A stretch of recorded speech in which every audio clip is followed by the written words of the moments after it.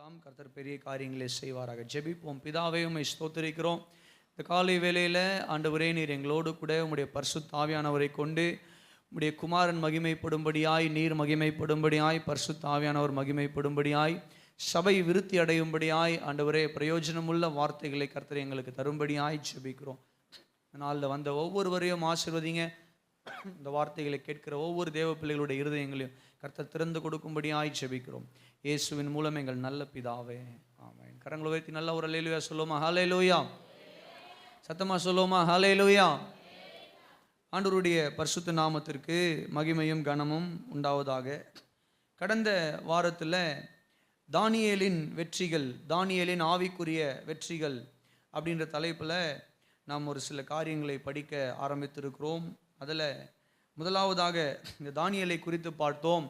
தானியேல் Babylon தேசத்தில் வாழ்ந்தார். தானியேல் அவர் இந்த யூதா தேசத்தில் வாழ்ந்து கொண்டிருந்த நாட்களில் நேபுகாத்நேசர் ராஜா 3 கட்டங்களாக எருசலேமுக்கு விரோதமாய் படையெடுத்து, யூதாவுக்கு விரோதமாய் படையெடுத்து இந்த யூத ஜனங்களை சிறையிருப்புக்கு பாபிலோனியர்கள் பிடித்து சென்றார்கள். அதில் முதலாம் படையெடுப்பின் போது தானியேல் மற்றும் அவரோடு கூட 3 நண்பர்கள், அது அல்லாமல் இன்னும் பல யூத ஜனங்கள் என்ன பண்ணாங்கன்னா சிறைப்பிடித்து செல்லப்பட்டார்கள். 2வது படையெடுப்பின் போது எசேக்கியேல் தீர்க்கதரிசி மற்றும் இன்னும் பல யூதர்கள் சிறைப்பிடித்து செல்லப்பட்டார்கள். 3வது படையெடுப்பின் போது ஒட்டுமொத்த யூதர்களும் சிறையிருப்புக்கு சென்றார்கள். ஆண்டவருடைய நாமத்திற்கு மகிமை உண்டாவதாக. இப்படியாய் தேவனுடைய நகரமாகிய எருசலேமை விட்டு பாபிலோன் என்கிற ஒரு அந்நிய தேசத்தில் தேவனை அறியாத ஜனங்களும், தேவனுடைய தொழுகை இல்லாத, தேவனை குறித்த வாசனை இல்லாத ஒரு தேசத்தில் தானியேல் போய் அந்த இடத்துல வாழ வேண்டிய ஒரு சூழ்நிலை ஏற்பட்டது நிமித்தம் இந்த தானியேல் ராஜாவினுடைய அரண்மனையில் என்ன பண்ணப்படுகிறார்? தேர்ந்தெடுக்கப்படுகிறார், பயிற்றுவிக்கப்படுகிறார். அங்கே அவர் ராஜாவினுடைய போஜனத்தால் தன்னை தீட்டுப்படுத்தி கொள்ள மாட்டேன் என்று சொல்லி தன்னுடைய மனதில் ஒரு ஆழமான ஒரு தீர்மானத்தை, உறுதியான ஒரு தீர்மானத்தை எடுத்து தன்னுடைய பரிசுத்தத்தை காத்து கொண்டார் என்று கடந்த வாரத்தில் நாம் தியானித்தோம். அல்லேலூயா. தானியேலுடைய ஆவிக்குரிய வெற்றி, முதலாவது ஆவிக்குரிய வெற்றி, தானியேல் தன்னுடைய பரிசுத்தத்தை காத்து கொண்டார். இந்த அந்நிய தேசத்தில், தேவனை அறியாத ஜனங்கள் இருக்கிற அந்த தேசத்தில் தேவனுடைய பரிசுத்தத்தையும் தேவனுடைய பரிசுத்த நாமத்தையும் மகிமைப்படுத்தும் வண்ணமாக தன்னுடைய வாழ்க்கையை தானியேல் பரிசுத்தமாய் காத்து கொண்டார். ஆமென். தானியேலுடைய ஆவிக்குரிய வெற்றிக்கான முதல் வெற்றி, முழுமையான வெற்றிக்கான முதல் காரணம் என்ன அப்படின்னு சொல்லி கேட்டீங்கன்னா, தானியேல் தன்னுடைய பரிசுத்தத்தை காத்து கொண்டான். அல்லேலூயா சொல்லுங்களேன். அந்த ஒரு காரியத்தை மாத்திரமே கடந்த வாரத்தில் கொஞ்சம், ரொம்ப ஆழமாக இல்லைனாலும் கொஞ்சம் ஆழமாய் தியானிக்க கர்த்தர் கிருபை செய்தார். ஏன் தானியேல் ராஜாவுடைய போஜனத்தால் தன்னை தீட்டுப்படுத்தி கொள்ளவில்லை? அதன் பின்பதாக ஏன் பரிசுத்தமாய் நாம் வாழ வேண்டும் என்று தேவன் விரும்புகிறார் என்று ஒரு 4 காரியங்களை பார்த்தோம். அதை நான் சுருக்கமாய் சொல்லி அடுத்த குறிப்புக்குள்ளே கடந்து செல்ல விரும்புகிறேன். முதலாவது, ஆண்டவர் பரிசுத்தம் உள்ளவராய் இருக்கிறபடினால, கர்த்தர் பரிசுத்தம் உள்ளவராய் இருக்கிறபடினால நாமும் பரிசுத்தம் உள்ளவர்களாய் இருக்கும்படியாக அவர் விரும்புகிறார். அல்லேலூயா. அதே போல ஆண்டவராகிய இயேசு கிறிஸ்து சிலுவையில் நமக்காக மரித்ததனுடைய நோக்கமே நம்மை பரிசுத்தவான்களாய், கரை திரை இல்லாத ஒரு மனவாட்டியாய் தமக்கு முன்பாக நிறுத்த வேண்டும் என்பதற்காக தான் இயேசு நமக்காக சிலுவையில் என்ன பண்ணார்னா மரித்திருக்கிறார். அல்லேலூயா. அது மாத்திரம் இல்லாமல் இயேசுவானவருக்குள்ளே, கிறிஸ்துவுக்குள்ளே நம்முடைய பொசிஷன், நம்முடைய நிலை என்னவென்றால் நாம் நீதிமான்களாக்கப்பட்டிருக்கிறோம், பரிசுத்தவான்களாக இருக்கிறோம். ரட்சிக்கப்பட்ட ஒவ்வொருவரும் தேவன் எப்படி பார்க்கிறார்? சபை மக்களை, ரட்சிக்கப்பட்ட ஒவ்வொரு தேவ பிள்ளைகளையும் தேவன் பரிசுத்தவான்களாய் பார்க்கிறார், பாவிகளாய் அல்ல, பரிசுத்தவான்களாய் பார்க்கிறார் என்கிற சத்தியத்தை வேதத்திலிருந்து கடந்த வாரத்தில் நாம் தியானித்தோம். கரங்களை உயர்த்தி ஒரு அல்லேலூயா சொல்லுங்களேன். அது மாத்திரமில்லாமல் ஆண்டவருடைய வருகைக்கு பரிசுத்தம் எவ்வளவு முக்கியமானது என்பதையும் தியானித்தோம். அவருடைய வருகையின் போது நாம் பரிசுத்தம் உள்ளவர்களாய் அவரை எதிர்கொண்டு நிற்க வேண்டும் என்று, அவருடைய வருகைக்கு ஆயத்தமாக எதிர்கொண்டு நிற்க வேண்டும், எதிர்கொண்டு செல்ல வேண்டும் என்று அப்போஸ்தலனாகிய பேதுரு வலியுறுத்துகிற வசனங்களை, 4 காரணங்களுக்காக ஒரு கிறிஸ்தவன் ஏன் பரிசுத்தமாய் வாழ வேண்டும், அப்படின்னு சொல்லி நம்ம என்ன பண்ணோம்னு சொல்லிட்டு தானியேலுடைய பரிசுத்தம், தானியேல் தன்னை தீட்டுப்படுத்தாமல் காத்து கொண்ட காரியங்களை நாம் என்ன பண்ணோம்னா கடந்த வாரத்தில் தியானித்தோம். தொடர்ந்து இந்த தானியேலை குறித்து இன்னும் வரப்போகிற 2 அல்லது 3 வாரங்களில் நாம் தியானிக்க போகிறோம். கர்த்தர் உங்களை ஆசீர்வதிப்பாராக. இந்த நாளில் தானியேலுடைய 2வது ஒரு காரியத்தை, ஆவிக்குரிய வெற்றிக்கான 2வது காரியத்தையும் இந்த ஆவிக்குரிய வெற்றியும் குறித்து நாம் தியானிக்க உள்ளோம். ஆண்டவருடைய பரிசுத்த நாமத்துக்கு மகிமை உண்டாவதாக. எழுதிக்கோங்க, தானியேலுடைய 2வது வெற்றி என்ன அப்படின்னு சொல்லி கேட்டீங்கன்னா, விசுவாசத்தை காத்து கொண்டான். அல்லேலூயா சொல்லுங்களேன். தானியேல் தன்னுடைய பரிசுத்தத்தை காத்து கொண்டான், முதலாவது.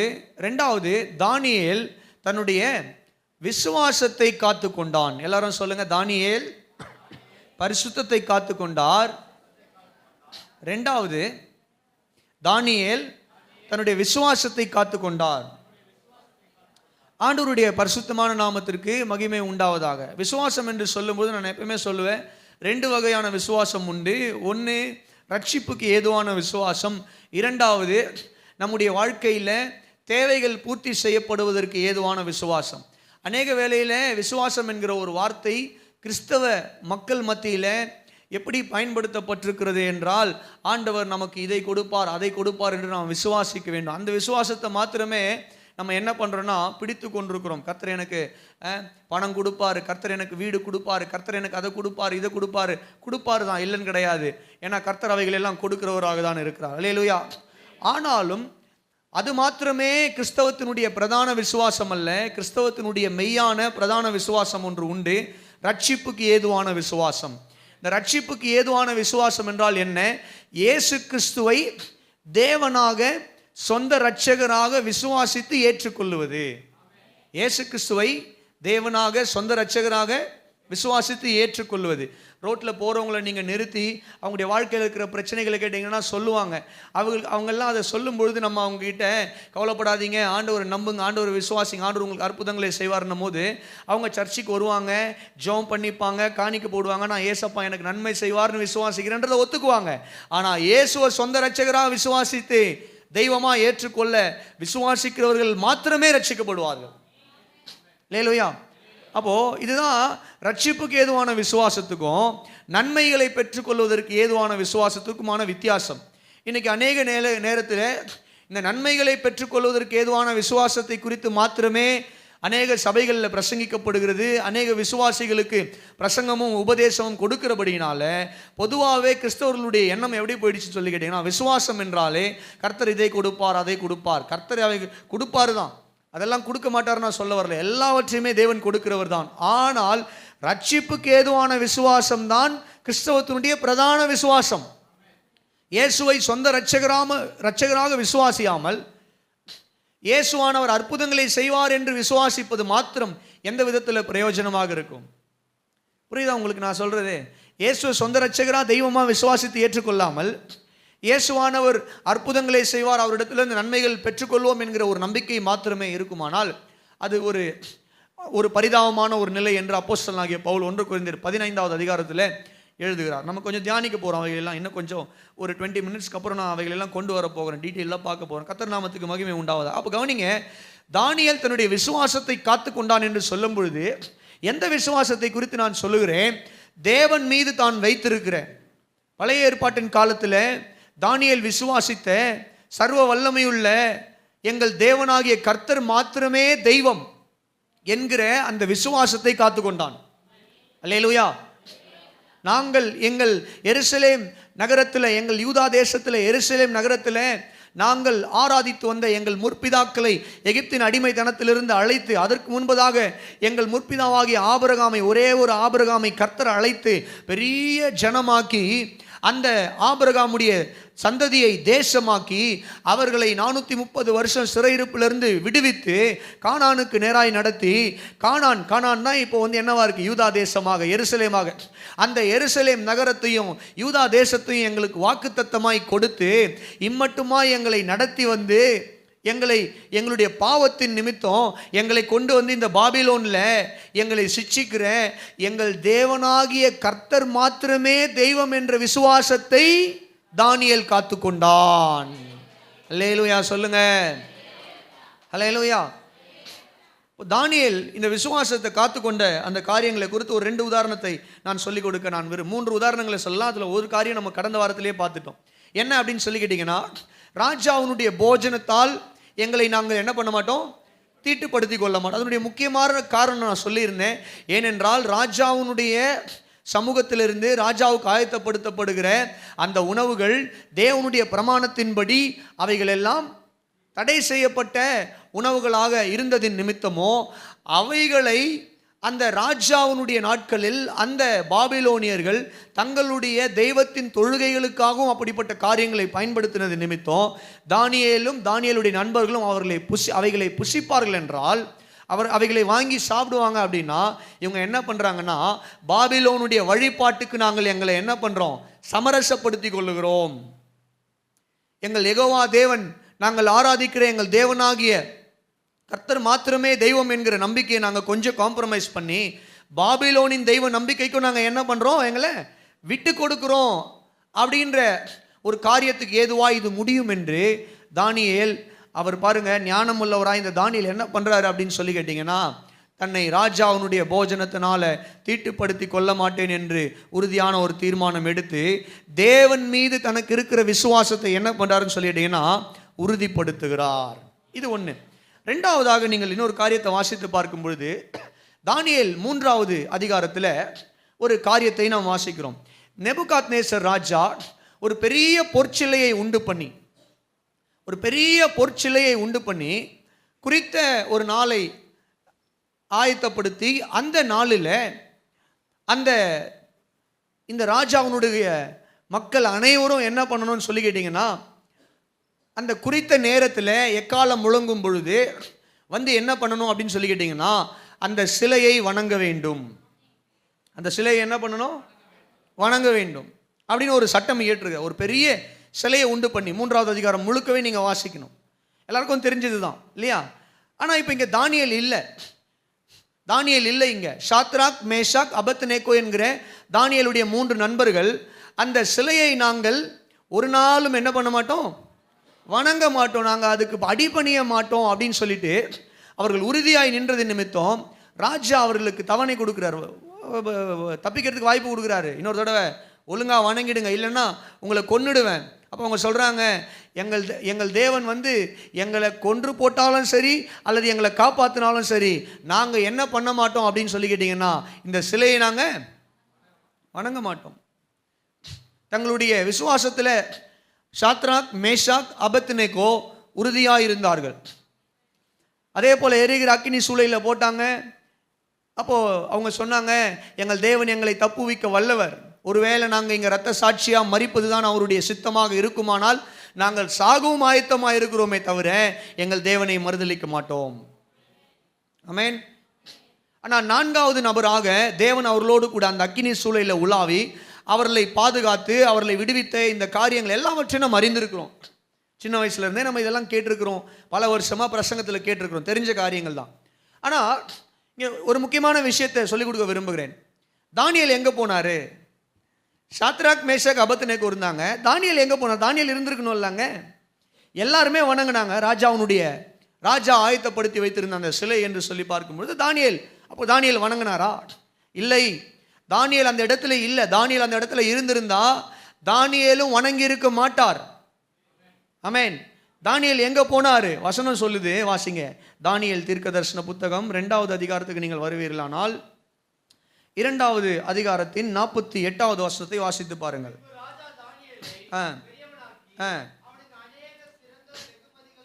அந்த சொப்பனத்துக்கான, அதாவது 2வது அதிகாரத்தில் ஒரு சொப்பனம், அந்த சொப்பனத்துக்கான விளக்கம் கிடைக்கல அப்படின்ன உடனே தானியேல் அந்த விளக்கம் கொடுத்த உடனே தானியேலுக்கு என்ன பண்ணுறாருன்னா வெகுமதிகளை கொடுத்து,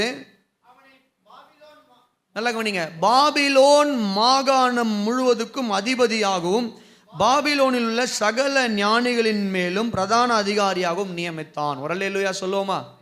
சத்தமாக சொல்லுவீங்களா? தானியேல 2வது அதிகாரத்தில் பார்க்கிறோம், ராஜாவுக்கு வந்த சொப்பனத்தின் நிமித்தம் யாருமே அதுக்கு வியாக்கியானம் சொல்ல முடியல அப்படின்னு சொன்ன உடனே தானியேல் ஜெபித்து தேவனுடைய வெளிப்பாடுகளை பெற்றுக்கொண்டு அந்த வியாக்கியானத்தை கொடுத்த போது, நல்லா கவனிங்க, ராஜா தானியேலை என்னவாக உயர்த்துகிறான்? இந்த ராஜாவினுடைய ஆளுகை இருக்கிற மாகாணங்கள் முழுவதும், அப்படின்னா இந்த ராஜா ஆளுகை செய்து கொண்டிருக்கிற மற்ற தேசங்கள் எல்லாமே, உதாரணத்துக்கு இப்போ எருசலேமையும் யூதாவையும் யார் ஆளுகை செய்து கொண்டிருக்கிறது என்றால் இந்த பாபிலோனின் ராஜா தான். இதே போல இந்த ராஜா வேற எந்தெந்த நாடுகளை எல்லாம் ஆளுகை செய்து கொண்டிருக்கிறானோ, உதாரணத்துக்கு நம்ம தேசத்தை கூட ஆங்கிலேயர்கள் என்ன பண்ணாங்கன்னு சொல்லி கேட்டிங்கன்னா ஆளுகை செய்து கொண்டிருந்தாங்க இல்லையா? அந்த மாதிரி அநேக தேசத்தை ஆங்கிலேயர்கள் ஆளுகை செய்து கொண்டிருந்தார்கள்.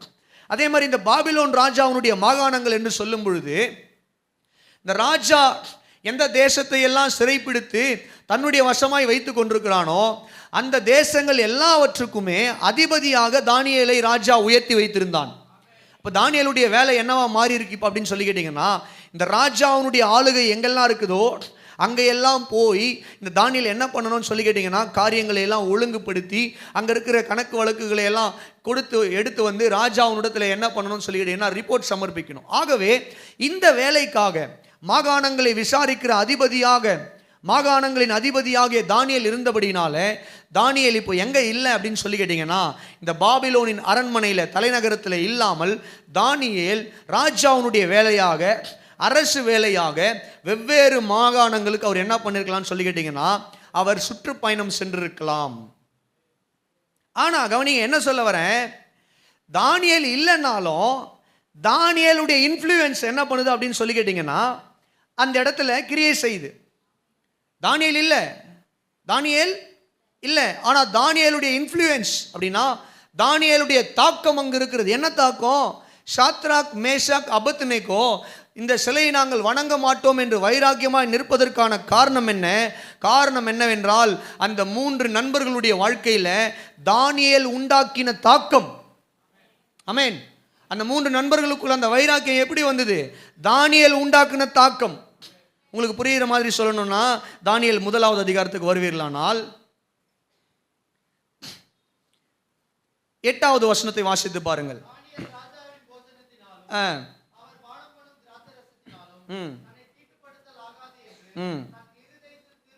கவனிங்க, யார் முதல்ல தீர்மானம் எடுக்கிறது? தானியேல். தானியேல் தான் முதல்ல என்ன பண்றாரு? இந்த ராஜாவுனுடைய போஜனத்தால் என்ன பண்ண மாட்டேன், தீட்டுப்படுத்திக்க மாட்டேன்னு ஒரு தீர்மானம் எடுக்கிறாரு. இந்த தீர்மானம் தான் தானியேலுடைய 3 நண்பர்களையும் என்ன பண்ணுதுன்னா பற்றி பிடிக்கிறதா இருக்கிறது. தொடர்ந்து நீங்கள் வாசிப்பீர்களானால், நீங்கள் 10வது வசனத்தை வாசித்து பார்ப்பீர்களானால் பாருங்க, பிரதானிகளின் தலைவன் தானியேல் தான் போயிட்டு இதை கேட்கிறாரு. தீர்மானம் எடுக்கிறதும் தானியேல் தான். தானியேல் தான் இவைகளை போய் பிரதானிகளின் தலைவனிடத்தில் வேண்டிக் கொண்டான். 8வது வருஷத்தின் முடிவில் அப்படியாய் சொல்லுது, தன்னை தீட்டுப்படுத்தாதபடி பிரதானிகளின் தலைவனிடத்தில் வேண்டிக் கொண்டான். யார் வேண்டிக் கொண்டது? பேசுங்க, யார் வேண்டிக் கொண்டது? தானியேல். இப்போ பிரதானிகளின் தலைவனும் வந்து யாரிடத்தில் ரிப்ளை கொடுக்குறாரு? சாத்ராக், மேஷாக், அபத்நேகோ இடத்துல கிடையாது, தானியேல் இடத்துல. ஏன்னா தானியேல் தான் யாருன்னு சொல்லி கேட்டீங்கன்னா இந்த 3 நபர்களுக்கும் பிரதிநிதி. தானியேலுடைய விசுவாசம், தானியேலுடைய பரிசுத்தம் தான் மற்ற 3 நண்பர்களையும் இன்ஃப்ளூயன்ஸ் பண்ணுது. அல்லேலூயா சொல்லுங்க. அவர்களுடைய வாழ்க்கையில தாக்கத்தை ஏற்படுத்துகிறது. அல்லேலூயா சொல்லுங்க. 2வது அதிகாரத்துக்கு நீங்கள் வருவீர்களானால் கவனிங்க, முக்கியமான விஷயம். 2வது அதிகாரத்தில் ராஜாவுக்கு ஒரு சொப்பனம். அந்த சொப்பனத்தை விலக்கி வியாக்கியானம் கூற யாராலையும் முடியல அப்படின்னு சொல்ல போது இந்த விஷயம் தானியேலுக்கு தெரிய வருகிறது. உடனே தானியேல் என்ன பண்றார்? வாசிங்க 16வது வசனம். தானியேல்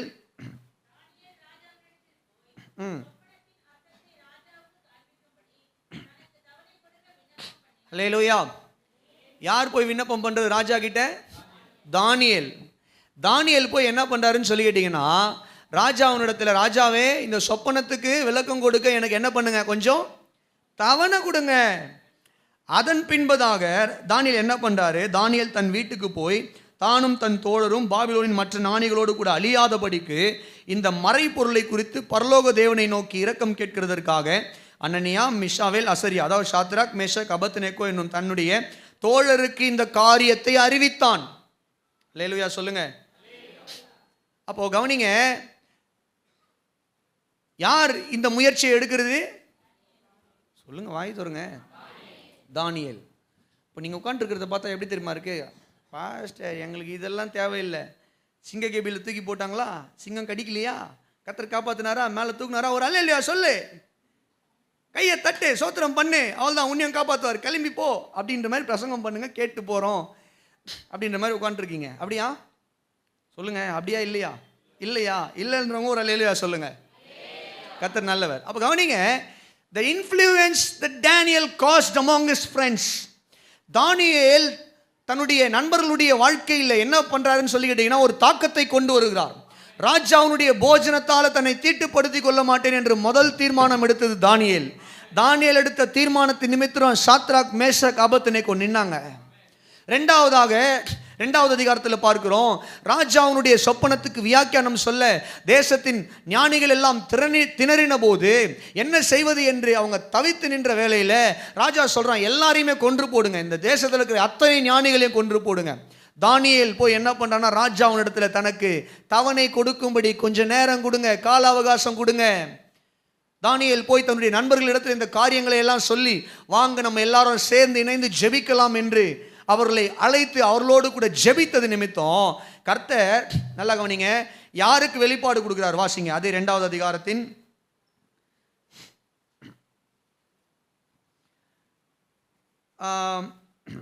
19வது வசனத்திலிருந்து வாசிக்கலாம். பின்பு ராக்காலத்தில் தரிசனத்திலே தானியேலுக்கு மறைபொருள் வெளிப்படுத்தப்பட்டது. ஒரு அல்லேலூயா சொல்லுங்க. மறைபொருள் யாருக்கு வெளிப்படுத்தப்பட்டது? தானியேலுக்கு. கவனிங்க, இது அவங்களுடைய நண்பர்கள் எல்லாம் பார்க்குறாங்க. தானியேலுடைய வைராக்கியத்தை, தானியேலுடைய விசுவாசத்தை பார்க்குறாங்க. தானியேல் எங்கள் 3 பேரையும் அழைச்சி என்ன பண்ணுறார், வா நம்ம ஜெபிக்கலாம், கர்த்தர் வெளிப்பாடு கொடுப்பார், ராஜா அவனிடத்தில் சொல்லலாம், அத்தனை பேரையும் நம்ம காப்பாற்றலாம், ராஜா போஜனத்தால் நம்ம தீட்டுப்படுத்தி, இதெல்லாம் இவங்க 3 பேரும் என்ன நோட்டீஸ் பண்ணுறாங்க. தானியேலுடைய விசுவாசம் இவர்களை பற்றி பிடிக்கிறது. தேவன் மீது தானியேலுக்கு இருக்கிற வைராக்கியம், தேவன் மீது தானியேலுக்கு இருக்கிற பக்தி, தேவன் மீது தானியேலுக்கு இருக்கிற பயம், தேவன் மீது தானியேலுக்கு இருக்கிற அந்த எல்லா விதமான பரிசுத்தத்தின் நடுக்கம் இந்த 3 பேரையும் பற்றி பிடிக்கிறது. அதனால தான் அடுத்த அதிகாரத்தில் வாசிக்கிறோம், தானியேல் மற்ற தேசத்தை விசாரிக்கும்படிக்கு ராஜாவுடைய வேலையாக சென்றிருந்தாலும், நல்லா கவனிங்க, இந்த 3வது அதிகாரத்தில் தானியேல் இல்லைன்னாலும் தானியேல் இருந்திருந்தா என்ன பண்ணியிருப்பாரு? தானியேல் இருந்திருந்தா என்ன பண்ணியிருப்பாரு? சாத்ராக்கும் மேஷாக்கும் ஆபேத்நேகோவும் ஒருவேளை பேசியிருப்பாங்கன்னு நினைக்கிறேன். தானியேல் இருந்திருந்தா இதை வணங்கியிருக்க மாட்டான். நம்முடைய நண்பர் இருந்திருந்தா இதை வணங்கியிருக்க மாட்டான். அவன் கொண்டு வந்த இன்ஃப்ளூயன்ஸ் நம்முடைய வாழ்க்கையிலையும் இருக்கிறது. அல்லேலூயா சொல்லுங்களேன். தானியேல் கொண்டு வந்த அந்த இன்ஃப்ளூயன்ஸ் நம்முடைய வாழ்க்கையிலையும் இருக்கு. ஆகவே நம்முடைய தேவன் மாத்திரமே மெய்யான தேவன். நாம் இந்த ராஜ்ய ஆயத்தப்படுத்தி வைத்திருக்கிற இந்த சிலைக்கு என்ன பண்ணக்கூடாதுன்னா, வணக்கம் செலுத்தக்கூடாது, வணங்கக்கூடாது என்று தங்களுடைய விசுவாசத்தில் தானியேல் மாத்திரமல்ல, சாத்ராக், மேஷாக், ஆபேத்நேகோ உறுதியாய் நிற்க காரணமாய் இருந்த ஒரு முக்கியமான ஒரு நபர் தானியேலாக இருந்தான். ஒரு அல்லேலூயா சொல்லுங்களேன்.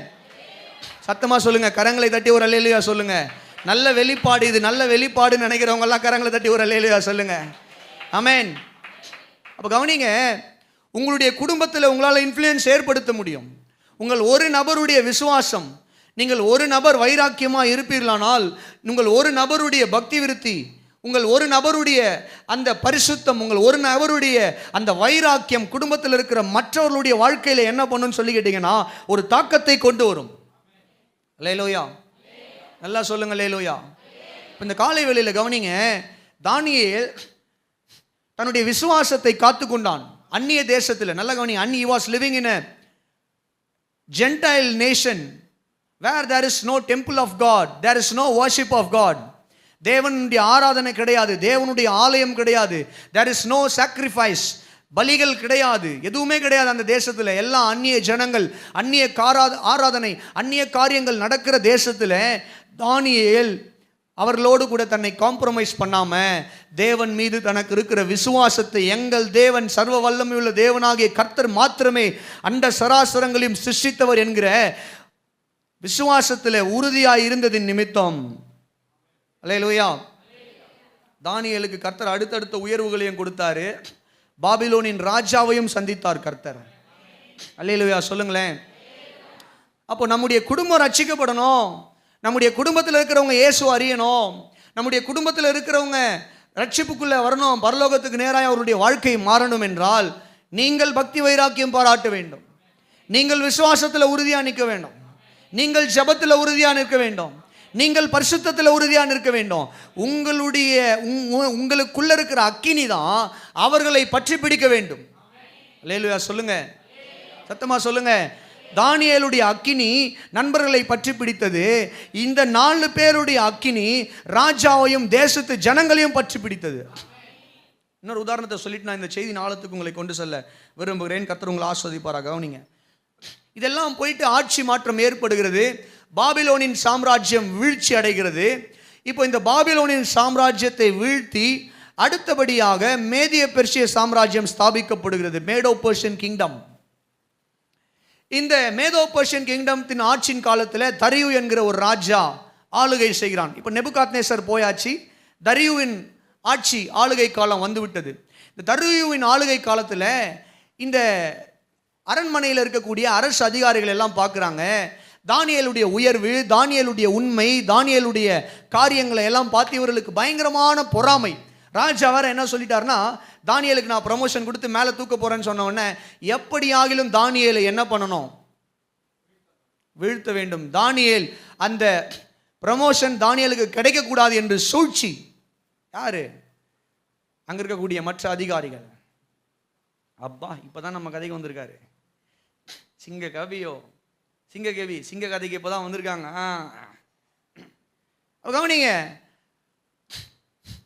அந்த பெர்ஷிய ராஜ்யம், மேதோ பெர்ஷிய ராஜ்யத்தின் சட்டப்படி ஒரு சட்டத்தை ஏற்றிட்டாங்கன்னா அதை மாற்ற முடியாது, திரும்ப பெற முடியாது. அப்போ ஒரு சட்டம் ஏற்றுறாங்க. அடுத்த 30 நாளைக்கு ராஜாவை தவிர இந்த தேசத்தில் இருக்கிற யாரும் வேற யாரையும் நோக்கி விண்ணப்பம் செய்யக்கூடாது. என்ன பண்ணக்கூடாது அப்படின்னா என்ன அர்த்தம்னா ஜெபிக்க கூடாது. நீ எந்த தேவனை வணங்குகிறவனாக வேண்டுமானாலும் இரு. இந்த 30 நாளைக்கு நீ என்ன பண்ணணும் அப்படின்னா ராஜாவுனிடத்தை மட்டும்தான் உன்னுடைய விண்ணப்பத்தை கொண்டு வர வேண்டும். கோவில்களுக்கு போகக்கூடாது. உடைய தேவனை நோக்கி விண்ணப்பம் செய்யக்கூடாது. நீ விண்ணப்பம் செய்ய வேண்டும் என்று நினைத்தாயானால் ஒரே ஒரு மனிதனை நோக்கி தான் விண்ணப்பம் செய்ய வேண்டும், அது ராஜாவை நோக்கி. இந்த சட்டத்தினுடைய அர்த்தம் என்ன அர்த்தம்? அதாவது தானியேலை கவுக்கிறதுக்காக போட்ட ஒரு சட்டம் தான். ஆனாலும் இதை கொஞ்சம் நம்ம ஆழமாக கொஞ்சம் சிந்தித்து பார்த்தோம் என்றால் தேவனை நோக்கி விண்ணப்பம் பண்ணக்கூடாது, அப்போ ராஜாவை நோக்கி தான் விண்ணப்பம் பண்ணணும் அப்படின்னு சொன்னால் ராஜா தேவனா? என்ன அர்த்தம்? தேவனுக்கு நிகராக ராஜாவை என்ன பண்ணுறாங்கன்னு சொல்லி கேட்டிங்கன்னா இவர்கள் உயர்த்துகிறார்கள். நீ தேவன்கிட்ட என்ன பண்ணக்கூடாது? விண்ணப்பம் பண்ணக்கூடாது. ராஜா கிட்ட விண்ணப்பம் பண்ணுனா அப்போ என்ன அர்த்தம்? அடுத்த 30 நாளைக்கு உன்னுடைய வாழ்க்கைக்கு எங்களுடைய தரியு ராஜா தான் தேவன். புரிஞ்சுதா உங்களுக்கு? தரியு ராஜா தான் அடுத்த 30 நாளைக்கு இந்த தேசத்தை ஆளுகிற தேவன். ஆகவே உங்களுடைய விண்ணப்பங்களை ராஜாவினிடத்துல கொண்டு வாங்கன்னா ராஜாவுக்கும் ஒரு சந்தோஷம், மகிழ்ச்சி தானே. ஆஹா, நம்மளை கடவுளை போல என்ன பண்றாங்க, பார்க்குறாங்களே நம்முடைய அதிகாரிங்க எவரோ நல்லவங்க அப்படின்னு கூட ஒருவேளை ராஜா நினைச்சிருக்கலாம். ஆனால் அதுக்கு பின்பதாக தான் தெரிய வருகிறது, ராஜாவுக்கே தெரிய வருது, தானியேல் வழக்கம் போல அவர் தன்னுடைய மேல் வீட்டு அறையில் போய் என்ன பண்ணுறாருன்னா ஜெபிக்கிறார். விட்டு கொடுக்கல, அதை தன்னுடைய விசுவாசத்தை என்ன பண்ணல, காம்ப்ரமைஸ் பண்ணல. ஏன் தானியேல் போய் ஜெபிக்கிறாரு? தெரியும் தானியேலுக்கு கண்டிப்பாக நான் ஜெபம் பண்ணுறது அவர்களுக்கு தெரியுமானால் அவர்கள் என்னை கொன்று போடுவார்கள், தெரியும், நல்லாவே தெரியும். ஆனாலும் போய் தானியேல் ஜெபித்தான். காரணம் என்ன? ராஜா என்னுடைய தேவன் அல்ல. தரியு ராஜாவும் தானியேலும் நல்ல நண்பர்கள் தான். ராஜா was close to Daniel and Daniel was very close to the king Darius. தரியு ராஜாவுக்கு நெருக்கமானவன் தான் தானியேல், தெரியும். ஆனா இருந்தாலும் ராஜா என்னுடைய கடவுள் கிடையாது, என்னுடைய சர்வ வல்லமையுள்ள தேவனாகிய கர்த்தர் மாத்திரமே என்னுடைய தெய்வம்.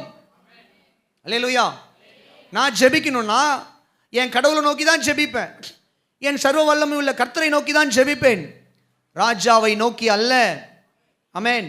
இப்போ என்ன அர்த்தம்? 3 இடங்கள்லையும், உணவு விஷயத்திலையும் சரி, சிலை விஷயத்திலையும் சரி, அல்லது ராஜாவை வணங்க வேண்டும் என்கிற காரியத்திலையும் சரி, தானியேல் தேவன் மீது இருக்க தன்னுடைய விசுவாசத்தை காத்து கொண்டான். அல்லேலூயா. நான் காம்ப்ரமைஸ் பண்ண மாட்டேன், சாப்பாட்டு விஷயத்துக்காக என்னுடைய தேவனை விட்டு கொடுக்க மாட்டேன். அல்லேலூயா. சில விஷயத்துக்காக என்னுடைய தேவனை விட்டு கொடுக்க மாட்டேன். அதே வேளையில் மனுஷனை வணங்கும்படியாக என்னுடைய தேவனை நான் என்ன பண்ண மாட்டேன், உயிருக்கு அஞ்சி என் தேவனை விட்டு கொடுக்க மாட்டேன், என் தேவனை மாத்திரமே நான் வணங்குவேன், அவர் மீது இருக்கிற விசுவாசத்தை ஒரு நாளும் நான் விட்டுவிட மாட்டேன் என்று தேவன் மீது தனக்கு இருந்த அந்த விசுவாசத்தையும் நம்பிக்கையும் அந்த வைராக்கியத்தையும் அந்நிய தேசத்தில், நல்ல கவனிங்க, அந்நிய தேசத்தில் வைராக்கியமாய் காத்து கொண்டார். கரங்களை தட்டி ஒரு அல்லேலூயா சொல்லுங்க. அல்லேலூயா. தன்னுடைய வாழ்க்கையின் முடிவு பரியந்தம், till his death, Daniel never denied his faith upon the Lord. தானியேல் தன்னுடைய தேவன் மீது வைத்திருந்த விசுவாசத்தை தன்னுடைய மரண பரியந்தம் விட்டுவிடாமல் விசுவாசத்தில் உறுதியாக இருந்ததின் நிமித்தம் அந்த அந்நிய தேசத்தில் தேவனுடைய நாமம் உயர்த்தப்பட்டது, மகிமைப்படுத்தப்பட்டது. கரங்களை தட்டி ஒரு அல்லேலூயா சொல்லுங்க பார்க்கலாம். நல்லா உற்சாகமாய் கரங்களை தட்டி ஒரு அல்லேலூயா சொல்லுங்க. அல்லேலூயா. இந்த காலை வேளையில் தானியேல் ஆவிக்குரிய ரீதியில் வெற்றி பெற்றது போல தானியேல் சிங்கக்கெபியில் விழுந்தார். வந்துருவோம். அவருடைய நண்பர்களை அக்கினி சூளையில் தூக்கி போட்டாங்க. ஆண்டவர் காப்பாற்றினார், அவர்களை மேன்மைப்படுத்தினார், உயர்த்தி வைத்தார். ஏன் சும்மாலாம் வைக்கல கர்த்தர். அவர்கள் இந்த காரியங்களை எல்லாம் பண்ணாங்க. தேசத்தில் அவர்களுடைய பக்தி வைராக்கியம், அவர்களுடைய பரிசுத்தம், அவர்களுடைய விசுவாசம், இவைகள் எல்லாம் கர்த்தர் கனம் பண்ணும்படியாக இந்த பாபிலோன் தேசத்தில் நேபுகாத்நேசர் ராஜாவுடைய ஆளுகையாக இருந்தாலும் சரி, தரியு ராஜாவுடைய ஆளுகையாக இருந்தாலும் சரி, அதற்கு பின்பதாக வந்த கிரேக்கர்களுடைய ஆளுகையாக இருந்தாலும் சரி, இவைகள் எல்லாவற்றின் மத்தியிலையும் யூதர்களை கர்த்தர் மேன்மைப்படுத்தி வைத்தார். அல்லேலூயா சொல்லுங்க. சத்தமாக தான் சொல்லுங்களேன். இன்னைக்கு கவனிங்க, முக்கியமான ஒரு காரியத்தை இந்த காலை வேளையில் தியானிக்க இருக்கிறோம். நம்முடைய வாழ்க்கையில் தேவன் மீது நமக்குள்ள விசுவாசத்தை நாம் காத்து கொள்ள வேண்டும். தேவன் மீது நமக்குள்ள விசுவாசத்தை என்ன பண்ணணும் சொல்லுங்க? காத்து கொள்ள வேண்டும். ஒரு நாளும் எனக்குள்ள இருக்கிற விசுவாசத்தை நான் மறுதலிக்க மாட்டேன். கர்த்தரே தெய்வம், இயேசுவே தெய்வம், கர்த்தராகிய இயேசு கிறிஸ்துவே நித்திய ஜீவனுக்கான மெய்யான வழி என்கிற விசுவாசத்தை ஒரு நாளும் நான் என்ன பண்ண மாட்டேன், விட்டுவிட மாட்டேன், மறுதலிக்க மாட்டேன் என்கிற ஒரு வைராக்கியம், அந்த விசுவாசத்தை நாம் காத்து கொள்ளுவோமே ஆனால் கர்த்தர் இந்த பூமியில் நம்மை கனம் பண்ணுவார். ஒரு அல்லேலூயா சொல்லுங்க. சத்தமா சொல்லுங்க. பவுல் எழுதுறாரு, வாசிங்க. அப்போஸ்தலனாகிய பவுலுக்கு வந்துடும். இவ்வளவு நேரம் தானியேலை குறித்து பார்த்தோம். இப்போ புதிய கம்ப்ளீட்டாக இப்போ அப்படியே ஒரு பெரிய ஒரு ஒரு ஒரு சேஞ்ச் ஓவர் வரப்போகுது பிரசங்கத்தில். சரியா? வாசிக்கலாம். புதிய ஏற்பாட்டுக்கு வந்துடும். இதுக்கு பின்பதாக இன்னைக்கு சபைக்கான உபதேசம் வாசிங்க. 2 தீமோத்தேயு 4:7. 2 தீமோத்தேயு 4வது அதிகாரத்தின் 7வது வசனம். பவுல் சொல்றார், நல்ல போராட்டத்தை போராடினேன், ஓட்டத்தை முடித்தேன். அந்த வார்த்தை கவனிச்சிங்களா? பவுல் அப்போஸ்தலன் இந்த நிருபத்தை எழுதின பின்பு அவர் என்ன பண்ண போறாருன்னு சொல்லிக்கிட்டீங்கன்னா மரிக்க போகிறார். அவர் எழுதின கடைசி நிருபம் இதுதான், 2 தீமோத்தேயு. After this epistle is going to be murdered, martyred. கிறிஸ்துவுக்காக கொலை செய்யப்பட போகிறார். அப்போ எழுதுறாரு, கடைசியில் எழுதுறாரு தீமோத்தேயுக்கு எழுதுமோ, தீமோத்தேயுவே நல்ல போராட்டத்தை போராடினேன். இந்த பூமியில் நான் போராடின போராட்டம் என்பது கிறிஸ்துவுக்காக நான் போராடினது என்ன போராட்டம்? நல்ல போராட்டத்தை போராடினேன், என்னுடைய ஓட்டத்தை முடித்தேன், விசுவாசத்தை என்ன பண்ணேன் சொல்லுங்க, எல்லாரும் சொல்லுங்க. என்ன காத்துக்கொண்டேன்? சத்தமா சொல்லுங்க. என்னுடைய விசுவாசத்தை நான் கர்த்தராகிய இயேசு கிறிஸ்துவின் மீது வைத்திருக்கிற அந்த விசுவாசம், அவரே மெய்யான ஒளி, அவரே மெய்யான ஜீவனாக இருக்கிறார், நித்தியத்துக்கான வழியாக இருக்கிறார், அவரே இரட்சகராக இருக்கிறார் என்கிற விசுவாசத்தை என்னுடைய மரண பரியந்தம் நான் காத்துக்கொண்டேன். இந்த வார்த்தை ரொம்ப முக்கியம் பவுல் சொல்றது. ஏன்னா நல்லா கவனிங்க, பவுலுடைய வாழ்க்கையில் அவர் ஊழியம் செய்த நாட்களில் பலவிதமான குறைவுகள் ஏற்பட்டது. அவர் சொல்றாரு, நான் நிர்வாணத்தில் இருந்திருக்கேன், சரியான உடை இல்லாமல், சரியான ஆகாரம் இல்லாமல் ஊழியம் செஞ்சுருக்கேன், சரியான வரவேற்பு இல்லாமல் ஊழியம் செய்திருக்கிறேன், என்னை அடித்தாங்க, என்னை கொலை செய்ய முயற்சி செய்தாங்க, பல இடங்களில் என்னை அந்த கிராமத்தை விட்டு துரத்தி விட்டார்கள், பல விஷ பூச்சிகள் கடித்தது. ஆனால் இவைகள் எல்லாவற்றின் மத்தியிலும் இதெல்லாம் நடந்தபோது என்னை போகிற இடத்துல எல்லாம் எதிர்க்கிறாங்க. பவுல் போகிற இடத்துல எல்லாம் ஆப்போசிஷன். கவனிக்கிறீங்களா? பவுல் எங்கெல்லாம் கிராமங்களில் ஊழியத்துக்கு போகிறாரோ அங்கெல்லாம் இன்னொரு குழு கிளம்பி வரும். வந்து என்ன பண்ணோன்னா பவுலுக்கு விரோதமாய் கலகம் செய்து பவுலை விரட்டி அடிப்பாங்க. புதிய ஏற்பாட்டு ஊழியம் அப்படி தான் இருந்தது. விரட்டி அடிப்பாங்க. நீங்கள் புதிய ஏற்பாட்டு நிருபங்களை படித்து பாருங்கள், அப்போஸ்தலர் நடவடிக்கைகள் படித்து பாருங்கள், 1 கொரிந்தியர் 2 கொரிந்தியர் கலாத்தியரை படித்து பாருங்க. பவுல் அப்போஸ்தலனுடைய பாடுகளையும் ஊழியத்தையும், அவர் எவ்வளவு வேதனையின் மத்தியிலே ஊழியம் செய்தார் என்பதை நாம் புரிந்து கொள்ள முடியும். அப்போஸ்தலர் 1 கொரிந்தியர் 2 கொரிந்தியர் கலாத்தியர் ஆகிய புத்தகங்களை படித்து பார்ப்பீர்களானால் தெரியும்.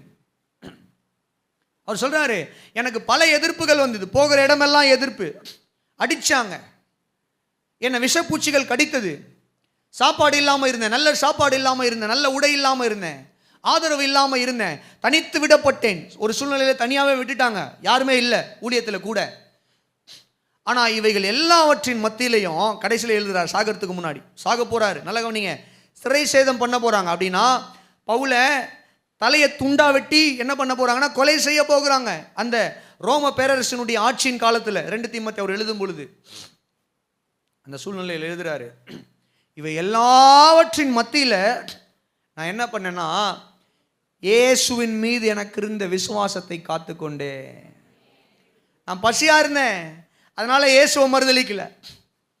உண்மைதான், நான் போற இடத்துல எல்லாம் எனக்கு எதிர்ப்பு வந்தது, ஆனா அதுக்காக நான் இயேசுவை மறுதலிக்கவில்லை. தீமோத்தேயுவே, உண்மைதான், நான் சரியான உடை இல்லாமல் இருந்தேன், ஏழ்மையில் இருந்தேன், உண்மைதான், இந்த கையால் வேலை செய்த உண்மைதான், கள்ள ஊழியர்கள் எல்லாம் சொகுசா வாழ்ந்ததை என் கண்ணால் பார்த்தேன். ஆனால் நான் கர்த்தருக்காக அங்கங்கே போய் என்ன பண்ணேன் அப்படின்னா கூடாரங்களை நான் செய்து அவைகள் நிமித்தம் வருகிற அந்த கொஞ்சம் வருமானத்தில் என்னுடைய வாழ்க்கையை நடத்தி அங்கங்கே போனேன், உண்மைதான். கள்ள ஊழியர்களுக்கும் அப்போஸ்தலர்களுக்கும் கிடைத்தது போல மரியாதை கொரிந்து சபையில் பவுல் அப்போஸ்தலனுக்கு கிடைக்கல. கொரிந்து சபை மோசமான ஒரு சபையாக இருந்தது. பக்கா பெந்தேகோஸ்தே சபை எது தெரியுமா பைபிளில்? கொரிந்து சபை தான் நம்பர் 1 பெண்டிகோஸ்டல் சர்ச். கொரிந்து சபையில் இல்லாத வரங்களே கிடையாது, அத்தனை வரங்களும் இருந்தது. ஆனால் அதே வேளையில் மிக மோசமான ஒரு பாவம் நிறைந்திருந்த சபை எதுவென்றால் கொரிந்து சபை. எந்த அளவுக்கு வரங்களால் நிறைந்திருந்ததோ அந்த அளவுக்கு தேவனுக்கு விரோதமான பாவங்களாலும் அந்த சபை நிறைந்திருந்தது. அந்த சபை மக்கள் என்ன தெரியுமா பண்ணாங்க? பவுலை ஏற்றுக்கவே இல்லை, பவுலுடைய ஊழியத்தை ஏற்றுக்கவே இல்லை. அதை டிஃபெண்ட் பண்ணி அவர் எழுதுகிற நிருபம் தான் 2 கொரிந்தியர்.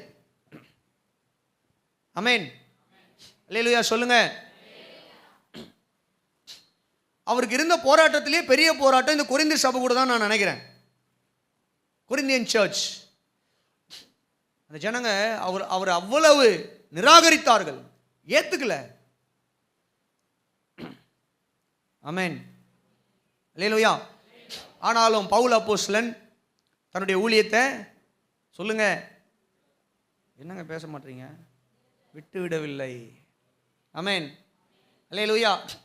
அவங்க ஏத்துக்கலனாலும் பவுல் என்ன பண்ணல, விடல. சில வருஷங்களுக்கு முன்பதாக நம்முடைய சபையில் இருந்தும் பாஸ்டர் கிட்ட கம்ப்ளைண்ட் என்ன குறித்து. என்ன கம்ப்ளைண்ட் அப்படின்னா, தம்பி ரொம்ப நேரம் பிரசங்கம் பண்ணுறாரு, எங்களுக்கு சர்ச்சுக்கு வரத்துக்கு பிடிக்கல. தம்பி ரொம்ப நேரம் பிரசங்கம் பண்ணுறாரு, எங்களுக்கு சர்ச்சுக்கு வரத்துக்கு நேரம் ஆகுது, அதனால் நாங்கள் வரல, விடுப்பு எடுத்துக்கிறோம், லீவ் எடுத்துக்கிறோம், அதனால தான் நாங்கள் வர்றதில்லை சர்ச்சுக்கு ஒழுங்கா. எங்கள் அப்பா என்கிட்ட சொன்னார், இதை சொல்லி என்ன பண்ணாருன்னா, கொஞ்சம் குறைச்சிக்கலாமேப்பா அப்படின்னு கேட்டார். நான் ஒரே வார்த்தை சொன்னாப்பா, 2 காரியம் சொல்கிறேன்.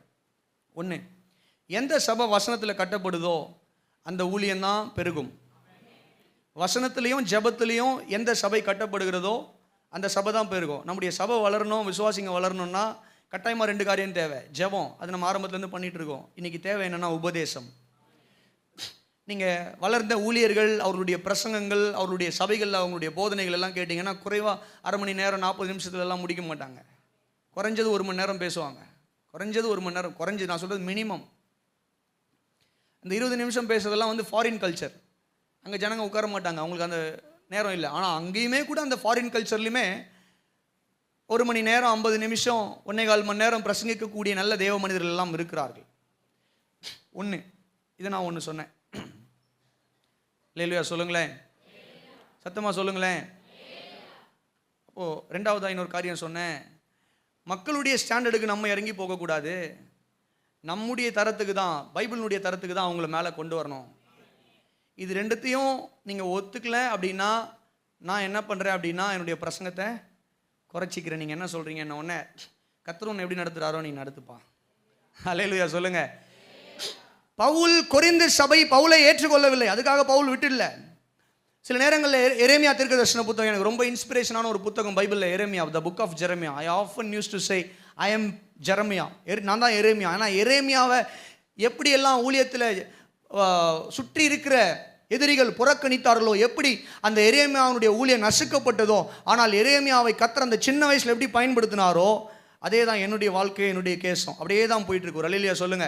ஆனால் கர்த்தர் மேன்மைப்படுத்துவார், மேன்மைப்படுத்தி கொண்டிருக்கிறார். ஒரு அல்லேலூயா சொல்லுங்க. எதுக்காக சொல்ல வரேன்னா, எரேமியாவை யாருமே ஏற்றுக்கல. அவர் சொல்றாரு, ஆனால் எனக்குள்ள இருக்கிற அந்த அக்கினியை என்னால் அடக்கி வைக்க முடியல. ஆமென். த சேம் திங் எனக்கும் அதே தான்.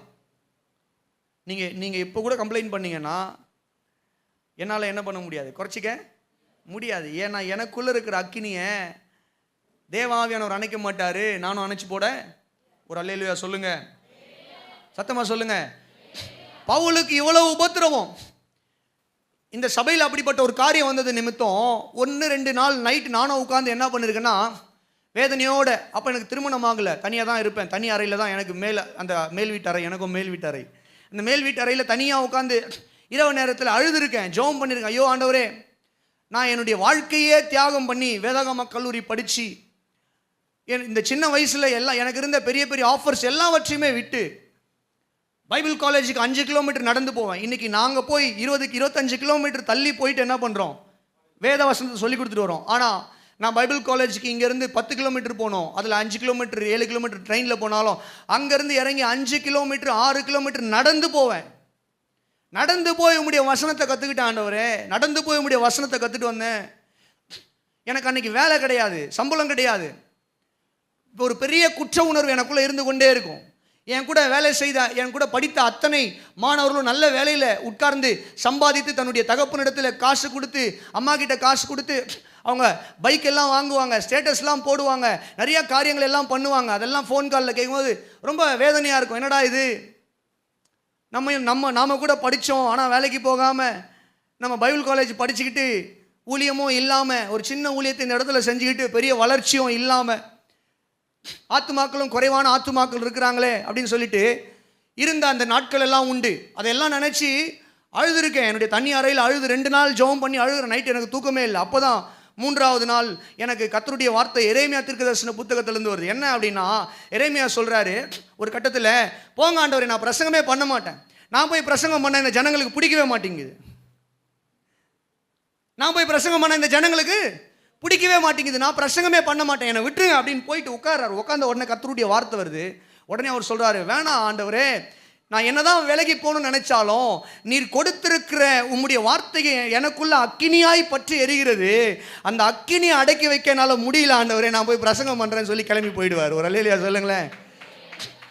அதுதான் என் மேல வந்த கம்ப்ளைண்ட்டுக்கும் இதுதான் பதில். ஆமென். அல்லேலூயா சொல்லுங்களேன். பவுலுக்கும் இதே தான். எதுக்கு நான் இப்போ சொல்கிறேன், பவுலுக்கும் இதே தான். கொரிந்து சபை பவுலை ஏற்றுக்கொள்ளவில்லை. கொரிந்து சபை பவுலுடைய பிரசங்கத்தை ஏற்றுக்கல. பவுலே வேணான்னு சொல்கிறாங்க, அவருடைய பிரசங்கமே வேணான்றாங்க. ஆனாலும் கூட கர்த்தர் மீது தனக்கு இருந்த விசுவாசத்தையும் ஊழியத்தையும் பவுல் விட்டு விடாமல் தன்னுடைய விசுவாசத்தை மரண பரியந்தம் காத்து கொண்டார். கரங்களை உயர்த்தியோ தட்டியோ ஒரு அல்லேலூயா சொல்லுங்க. ஹல்லேலூயா. ஒருவேளை நான் அன்னைக்கு ஒரு சிலருடைய கம்ப்ளைண்ட்டை ஏற்றுக்கொண்டு வெறும் 30 நிமிஷம் 40 நிமிஷத்தில் பிரசங்கத்தை சுருக்கி அல்லது நல்ல ஆரோக்கியமான உபதேசத்தை இந்த சபைக்கு கொடுக்காமல் கடந்த 7 வருஷமாக அதை கொடுக்காம போயிருந்தோம்னா இந்த 7 வருஷத்தில் இந்த வளர்ச்சிக்கு இந்த இடத்துல வந்து நின்றுக்க மாட்டோம். அல்லேலூயா. இன்னைக்கு நிறைய புது குடும்பங்கள் எல்லாம் இருக்கிறீங்க, உங்களெல்லாம் பார்க்கும்போது சந்தோஷம். ஒரு அல்லேலூயா சொல்லுங்களேன். காரணம் என்ன, இங்கே நடக்கிற ஊழியம், ஜபம், இங்கே பிரசங்கிக்கப்படுகிற உபதேசங்கள். ஒரு அல்லேலூயா சொல்லுங்க. ஆமென். ஸோ இதுக்கப்புறமும் காம்ப்ரமைஸ் பண்ணிக்க மாட்டோம். ஆமென் சொல்லுங்க. கர்த்தருடைய வசனத்தோடு கூட எதையும் என்ன பண்ண மாட்டோம், எங்களுடைய விசுவாசத்தை I will not compromise my faith for the sake of anything. என்னுடைய விசுவாசத்தை கர்த்தர் மீது, அவருடைய வார்த்தையின் மீது எனக்கு இருக்கிற வைராக்கியத்தையும் விசுவாசத்தையும் எந்த ஒரு காரியத்துக்காகவும் என்னுடைய வாழ்க்கையில் ஒரு நாளும் சமரசம் செய்து கொள்ள மாட்டேன். அல்லேலூயா சொல்லுங்க. ஆண்டவர் நாமத்துக்கு மகிமை உண்டாவதாக. இந்த காலை வேளையில தான் நான் பிரசங்கிக்கிறேன். உங்களுடைய வாழ்க்கையில் நீங்கள் தேவன் மீது வைத்திருக்கிற விசுவாசம் நீங்கள் என்ன பண்ணக்கூடாதுன்னா விட்டு விடக்கூடாது. You should not compromise your faith for anything, for sake of anything. அல்லேலூயா சொல்லுங்க. உங்களுடைய விசுவாசத்தை எதுக்காகவும் நீங்கள் என்ன பண்ணிக்க கூடாது, சமரசம் செய்து கொள்ளாதீங்க. அல்லேலூயா சொல்லுங்க, சத்தமா சொல்லுங்க. இப்போதான் முக்கியமான ஒரு காரியத்துக்கு வந்திருக்கிறோம். சில வேளைகளில் நம்முடைய விசுவாசத்தை காம்ப்ரமைஸ் பண்ணிக்கிறோம். நம்ம நிறைய நேரங்களில் ஏன் காம்ப்ரமைஸ் பண்ணுறோம்? பைபிள் என்ன சொல்லுது அதை குறித்து? நம்ம ஏன் காம்ப்ரமைஸ் பண்ணிக்கிறோம் சில விஷயங்களை? விசுவாசத்தில் ஆண்டவர் மீது இருக்கிற விசுவாசத்தை காம்ப்ரமைஸ் பண்ணி விலகி போகிறோம் இல்லையா? ஏன் சில நேரங்களில் இது நடக்கிறது? சில குடும்பங்கள் எல்லாம் விலகியே போயிட்டாங்க. சில குடும்பங்கள் எல்லாம் ஆண்டவர் விட்டு விலகியே போயிட்டாங்க. கிறிஸ்தவத்தில் இருந்து நான் சொல்கிறது, பொதுவாக கிறிஸ்தவத்தில் இருந்து, இந்த சபையில் இருந்தும் ஒரு சில குடும்பங்கள் பின்வாங்கி போன நிலைமையில் இருக்கிறாங்க. வேற எங்கேயோ சபைக்கு போகல, ஆனால் பின்வாங்கி போன நிலைமையில் இருக்கிறாங்க. அவங்களை எத்தனையோ தடவை சந்தித்து வசனங்களை கொடுத்து ஜெபித்து என்னதான் அவங்களுடைய வாழ்க்கையில் நடந்தாலும் அவங்க என்ன பண்ண மாட்டாங்க, சர்ச்சுக்கு வரமாட்டாங்க. பின்வாங்கின நிலைமையில் இருக்கிறாங்க. ஏன் இவைகள் எல்லாம் நடக்கிறது? ஏன் இவைகள் எல்லாம் நடக்கிறது? வேதம் அவைகளை குறித்து என்ன சொல்லுகிறது? ஒரு சில காரியங்களை இந்த காலை வேளையில் தியானிக்க நாம் போகிறோம். ஒரு அல்லேலூயா சொல்லுவோமா? அல்லேலூயா. முதலாவது கவனிங்க, சுருக்கமாக நான் போவேன். எனக்கு கிட்டத்தட்ட ஒரு 6 பாயிண்ட் இருக்கு. ஐயோ, இவ்வளோ நேரம் பேசி இப்போ தான் 6 பாயிண்ட் ஆரம்பிக்க போகிறீங்களா? இல்லை, அது சுருக்கமாக தான் பேசுவேன். கர்த்தர் உங்களை ஆஸ்வதிப்பார். ஆமென். நல்லா கவனிங்க. முதல் காரியம் என்ன அப்படின்னு சொல்லி கேட்டிங்கன்னா, நல்லா கவனிங்க, கிறிஸ்துவை இம்மைக்காக மாத்திரமே பின்பற்றுவது. கிறிஸ்துவை இன்னொரு தடவை சொல்லுங்க. இம்மைக்காகனா இம்மையா என்னது? Following Christ for the sake of earthly blessing, worldly blessing. வெறும் உலக காரியங்களுக்காக மாத்திரமே கிறிஸ்துவை பின்பற்றுகிறவர்கள் தங்களுடைய விசுவாசத்தை சமரசம் செய்து கொள்வார்கள். புரியுதுங்களா உங்களுக்கு? புரிஞ்சவங்க மாத்திரம் ஒரு அல்லேலூயா சொல்லுங்க. ஆமென். ஆண்டவருக்கு பின்னாடி ஆண்டவர் இந்த பூமியில் வாழ்ந்த நாட்களில், இயேசுவானவர் வாழ்ந்த நாட்களில் பெருந்திரளான கூட்டம். அவர் எங்கே போனாலும் பெருந்திரளான கூட்டம். அவர் எங்கே போனாலும் பெருந்திரளான கூட்டம். நான் எப்பவுமே சொல்லுவேன், ஒரு கூட்டம் எதுக்கு வந்ததுன்னு சொல்லி கேட்டிங்கன்னா, அங்கே போனால் சாப்பாடு. 2 மீனாக இருந்தாலும் 5 அப்பமாக இருந்தாலும் அதை என்ன பண்ணுறாரு, போட்டு பெருசாக்கி கொடுத்துட்றாரு. திருப்தியாக வேற கொடுக்குறாங்க. ஃபுல்லாக வயிறு ஃபுல்லாக சாப்பிடலான்னு ஒரு கூட்டம் போகுது. இன்னொரு கூட்டம் எதுக்காக போகுது? அற்புதங்களை பார்க்க போகிறார்கள், அற்புதங்களை பெற்றுக்கொள்ள. அங்கே போனால் என்னுடைய பேரலிசிஸ் சுகமாகும், அங்கே போனால் என்னுடைய வியாதி குணமாகும், அவர் குணமாக்குறாராம் அப்படின்னு சொல்லி அதுக்காக ஒரு கூட்டம் போகுது. மூன்றாவது ஒரு கூட்டம் போகுது. எதுக்கு போகுது? வேடிக்கை பார்க்க. மூன்றாவது ஒரு கூட்டம் வேடிக்கை பார்க்க போகிறாங்க. அங்கே போனால் அவர் மரித்தவரில் தொட்டு அப்படியே உயிரோடு எழுப்புறாராமே, கண்ணில் கை வச்சாருன்னா பார்வை அடைகிறாங்களாமே. சும்மா போய் பார்க்கல, நம்ம வாங்க வாங்க வாங்க போகலாம். கவனிங்க, மூன்றாவது கூட்டம் வேடிக்கை பார்க்க வந்த கூட்டம். ஒரு நாள் ஆண்டவர் என்ன பண்ணுறாருன்னா, உபதேசத்தை பிரசங்கம் பண்ணுறாரு. என்ன பண்ணுறாரு? இவங்க எல்லாம் இப்போ எதுக்கு வந்திருக்காங்க? சாப்பாடு கொடுப்பாரு, அற்புதம் செய்வார், அப்புறம் வேடிக்கை பார்க்கலாம் போயிட்டு அப்படின்னு வந்தவங்க. இவர் என்னடான்னா, நம்ம சர்ச்சு போல என்ன பண்ணுறாருன்னு சொல்லி கேட்டிங்கன்னா, ரொம்ப பெருசாக ஒரு பிரசங்கம் பண்ணிகிட்டு இருக்காரு. எல்லாரும் சொல்லுங்க, பெரிய பிரசங்கம். அந்த பிரசங்கமும் கேட்டால் நீங்கள் மெய்யான தேவகுமாரனாகி என்னை விசுவாசிக்கணும், அப்போ தான் நித்திய ஜீவனுக்கு நீங்கள் வருவீங்க அப்படின்ற பிரசங்கம் அது.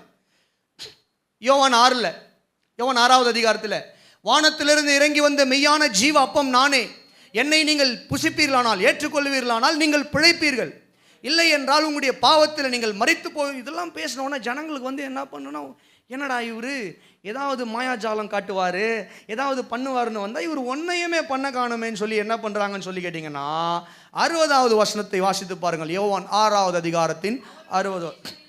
அவருடைய சீஷரில் அநேகர் இவைகளை கேட்டபோது, இது கடினமான உபதேசம், யார் இதை கேட்பார்கள் என்றார்கள் அப்படின்னு சொல்லிட்டு நீங்கள் தொடர்ந்து வாசித்து அடுத்ததா 66வது வசனம் படிச்சு பாருங்க.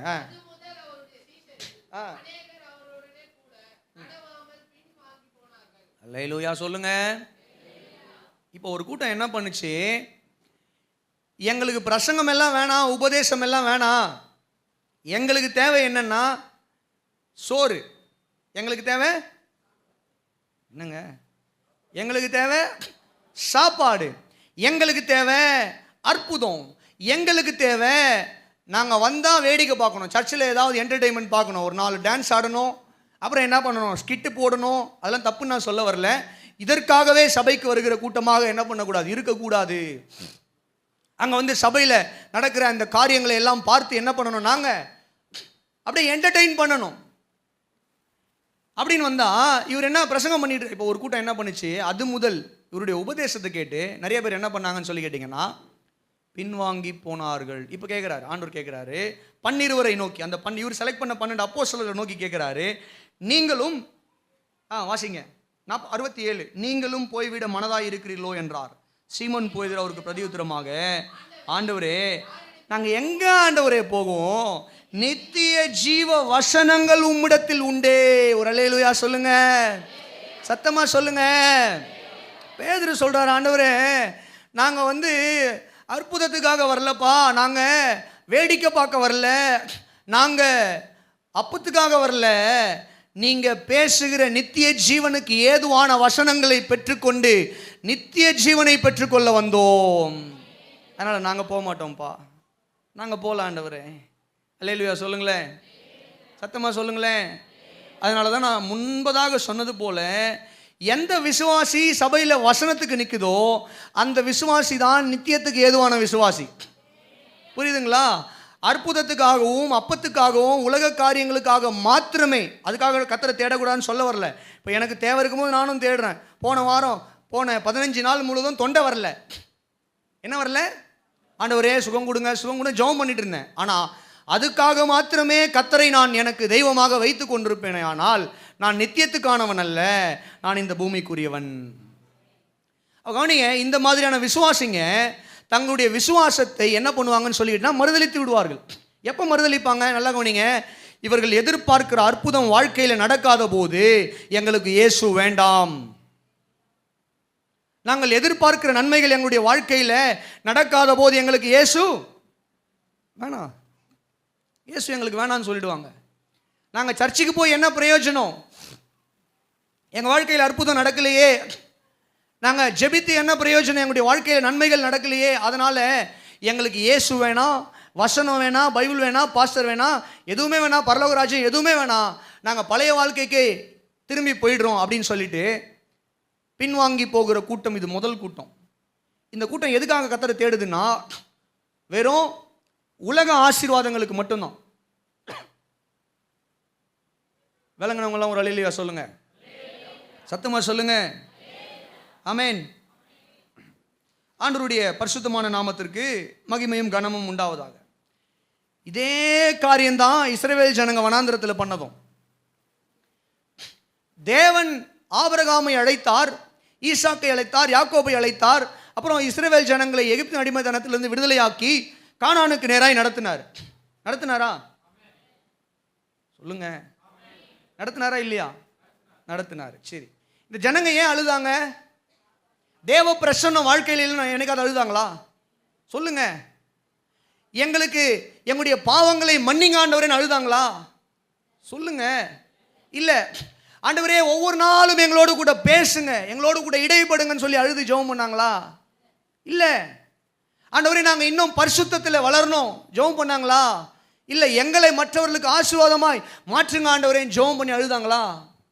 இவங்க அழுதது எல்லாமே நீங்கள் பார்த்தீங்கன்னா எங்களுக்கு சாப்பாடு கூட ஒரு பக்கம் இருந்தாலும் இறைச்சி, நான் வெஜிடேரியன் இல்லை, எங்களுக்கு என்ன இல்லை சொல்லுங்க, நான் வெஜிடேரியன் இல்லை, டெய்லி இந்த மன்னாவையே தின்னு தின்னு தின்னு எங்களுக்கு அழுத்து போச்சு. நாங்கள் எகிப்தில் வெள்ளரிக்காய், வெள்ளைப்பூண்டு எல்லாத்தையும் நல்லா அங்கே என்ன பண்ணோம், சாப்பிட்டோம். வனாந்திரத்தில் கூட்டு வந்து எங்களுக்கு மன்னாவை கொடுத்து கர்த்தர் இந்த மாதிரி எங்களை இரிட்டேட் பண்ணிட்டு இருக்காரு. எங்களுக்கு நான் வெஜிடேரியனே இல்லாமல் கர்த்தர் எங்களை இரிட்டேட் பண்ணுறார். என்னைக்காவது அவன் பரிசுத்தத்துக்காக அழுது ஜெபம் பண்ணானா? பாவ மன்னிப்புக்காக அழுது ஜெபம் பண்ணானா? ஆண்டவருடைய பிரசன்னத்துக்காக அழுது ஜெபம் பண்ணானா? வார்த்தைக்காக அழுது ஜெபம் பண்ணானா? அழிந்து கொண்டிருக்கிற தேசங்களுக்காக அழுது ஜெபம் பண்ணானா? கிடையாது. இவங்க அழுதது எல்லாமே சோத்து சட்டிக்காக தான். இவங்க அழுதது எல்லாமே சொல்லுங்க, ஆமாம், கொஞ்சம் சென்னை தமிழில் சொல்லணும்னா சோத்து சட்டிக்காக தான் அழுதாங்க. எங்களுக்கு சோறு இல்லை, தண்ணி இல்லை, கறி இல்லை, இதே தான் அழுதுட்டு இருந்தானுங்க போகிற வழியெல்லாம். கரெக்டா? ஆமாவா இல்லையா சொல்லுங்க. வசனம் காட்ட வேணாம், தெரியும் இல்லையா? ஆனால் இப்போ காட்ட வேண்டிய முக்கியமான ஒரு வசனம் காட்டுறேன், சரியா? இப்போ வாங்க என்ன பண்ணுங்க, எபிரேயர் 11வது அதிகாரத்துக்கு வாங்க. எபிரேயர் 11வது அதிகாரம். புதிய ஏற்பாட்டில் பக்கம் 308. 11வது அதிகாரம் வந்துட்டீங்களா? 8வது வசனத்திலிருந்து வாசிங்க. விசுவாசத்தினாலே ஆபிரகாம் தான் சுதந்திரமாக பெறப்போகிற இடத்திற்கு போகும்படி அழைக்கப்பட்ட போது கீழ்ப்படிந்து, சரி போனாரு, அப்புறம்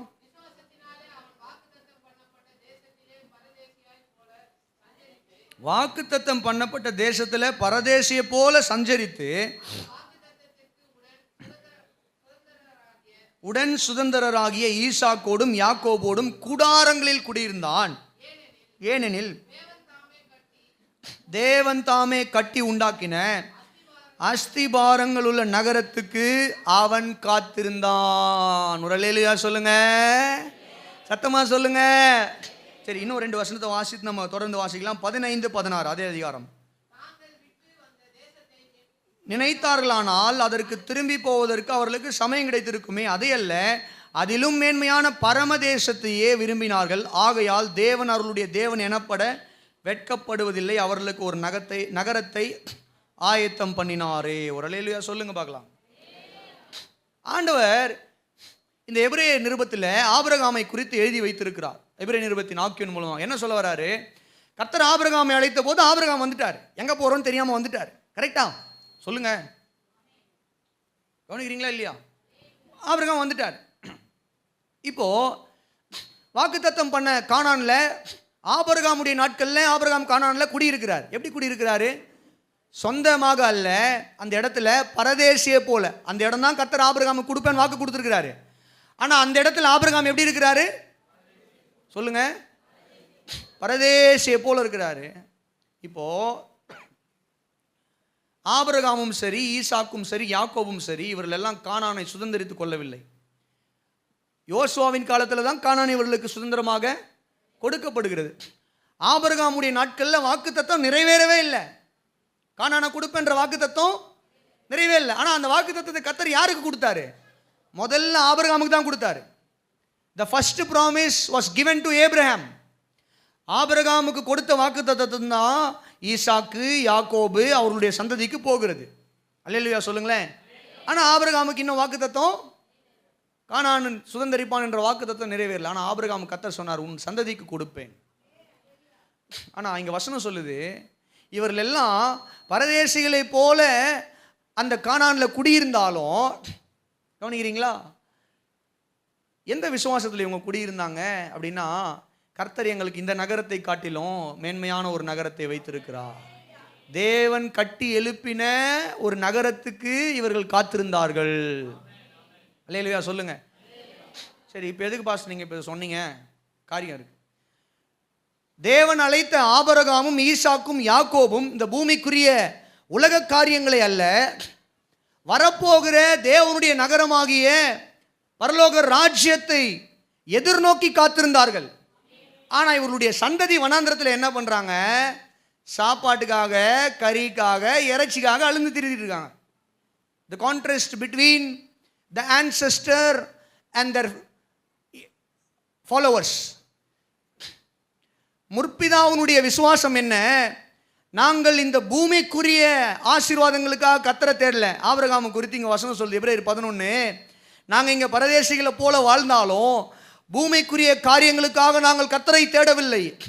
எங்களுடைய நோக்கம் எல்லாம் வருகிற கானானை நோக்கி, பரலோக ராஜ்யத்தை நோக்கி இருக்கிறது. ஆனால் இந்த ஆபிரகாமுடைய சந்ததியர்கள் வனாந்திரத்தில் என்ன பண்றாங்க? அங்க இல்லை, அவங்களுடைய நோக்கம் இங்க இருக்கு. ஆண்டவர் எங்க பார்க்க சொன்னாரு? அங்க பார்க்க சொன்னாரு. ஆனா இவங்க என்ன பார்த்துட்டு இருக்காங்க சொல்லுங்க? இங்கேயே பக்கத்தில் இருக்கிறவங்களை பார்த்து கை கொடுத்து சொல்லுங்க, கை கொடுத்து சொல்லுங்க. சும்மா கீழேயே பார்த்துட்டு இருக்காதீங்க, கொஞ்சம் மேலே பாருங்க. அப்படின்னா என்ன அர்த்தம்? பூமிக்குரிய காரியங்களுக்காகவே பார்த்துட்டு இருக்காதீங்க, கொஞ்சம் பரலோக ராஜ்யத்துக்குரிய காரியங்களுக்காக கண்களை ஏறெடுங்க. ஆமென். நல்லா சொல்லுங்க அல்லேலூயா. ஆமென் சொல்லுங்க. அப்போ கவனிங்க, இந்த காலை வேளையில் எந்த கூட்டம் தங்களுடைய விசுவாசத்தை காம்ப்ரமைஸ் பண்ணிக்கும் அப்படின்னு சொல்லி கேட்டிங்கன்னா, எந்த மனிதன் அல்லது எந்த குடும்பம் வெறும் பூமிக்குரிய ஆசீர்வாதத்துக்காக மட்டுமே, நல்லா கவனிங்க, ஆண்டவர் பணம் கொடுப்பாரா கொடுப்பார், நல்ல வேலை கொடுப்பாரா கொடுப்பார், நல்ல மணமகள் கொடுப்பாரா கொடுப்பார், நல்ல வரனை கொண்டு வருவாரா கொண்டு வருவார், நல்ல மார்க் கொடுப்பாரா கொடுப்பார், ஏழ்மையை மாற்றுவாரா மாற்றுவார், கடன் பிரச்சனை மாற்றுவாரா மாற்றுவார். ஆமென். வியாதிகளை சுகமாக்குவாரா சுகமாக்குவார், பேய் பிசாசுகளை ஓட்டுவாரா ஓட்டுவார், வீடு கொடுப்பாரா கொடுப்பார், நிலம் கொடுப்பாரா கொடுப்பார், எல்லாவற்றையும் கர்த்தர் கொடுப்பார். வல்லமை உள்ளவர் தான். ஆனால் இதற்காக மட்டுமே கர்த்தரை ஒரு கூட்டம் தேடுது அப்படின்னா, அந்த கூட்டம் தங்களுடைய விசுவாசத்தை காம்ப்ரமைஸ் பண்ணி கொள்ளுவாங்க. தங்களுடைய விசுவாசத்தை விட்டு என்ன பண்ணுவாங்கன்னா விலகியே போவாங்க, ஒரு கட்டத்தில் விலகியே போயிடுவாங்க. ஏன்னா இவங்க எதுக்காக கர்த்தரை ஃபாலோ பண்ணுறாங்க? இந்த உலக காரியங்களுக்காக.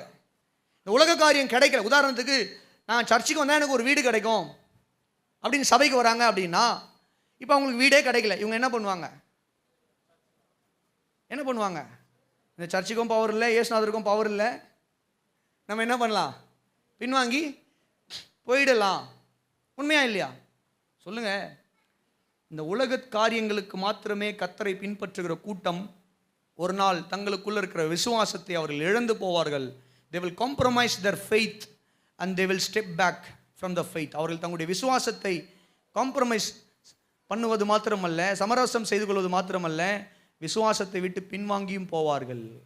ஆமென். அப்போ கர்த்தரை தேடுங்க, உலக காரியங்களை எல்லாம் அவர் பார்த்துக்குவார்.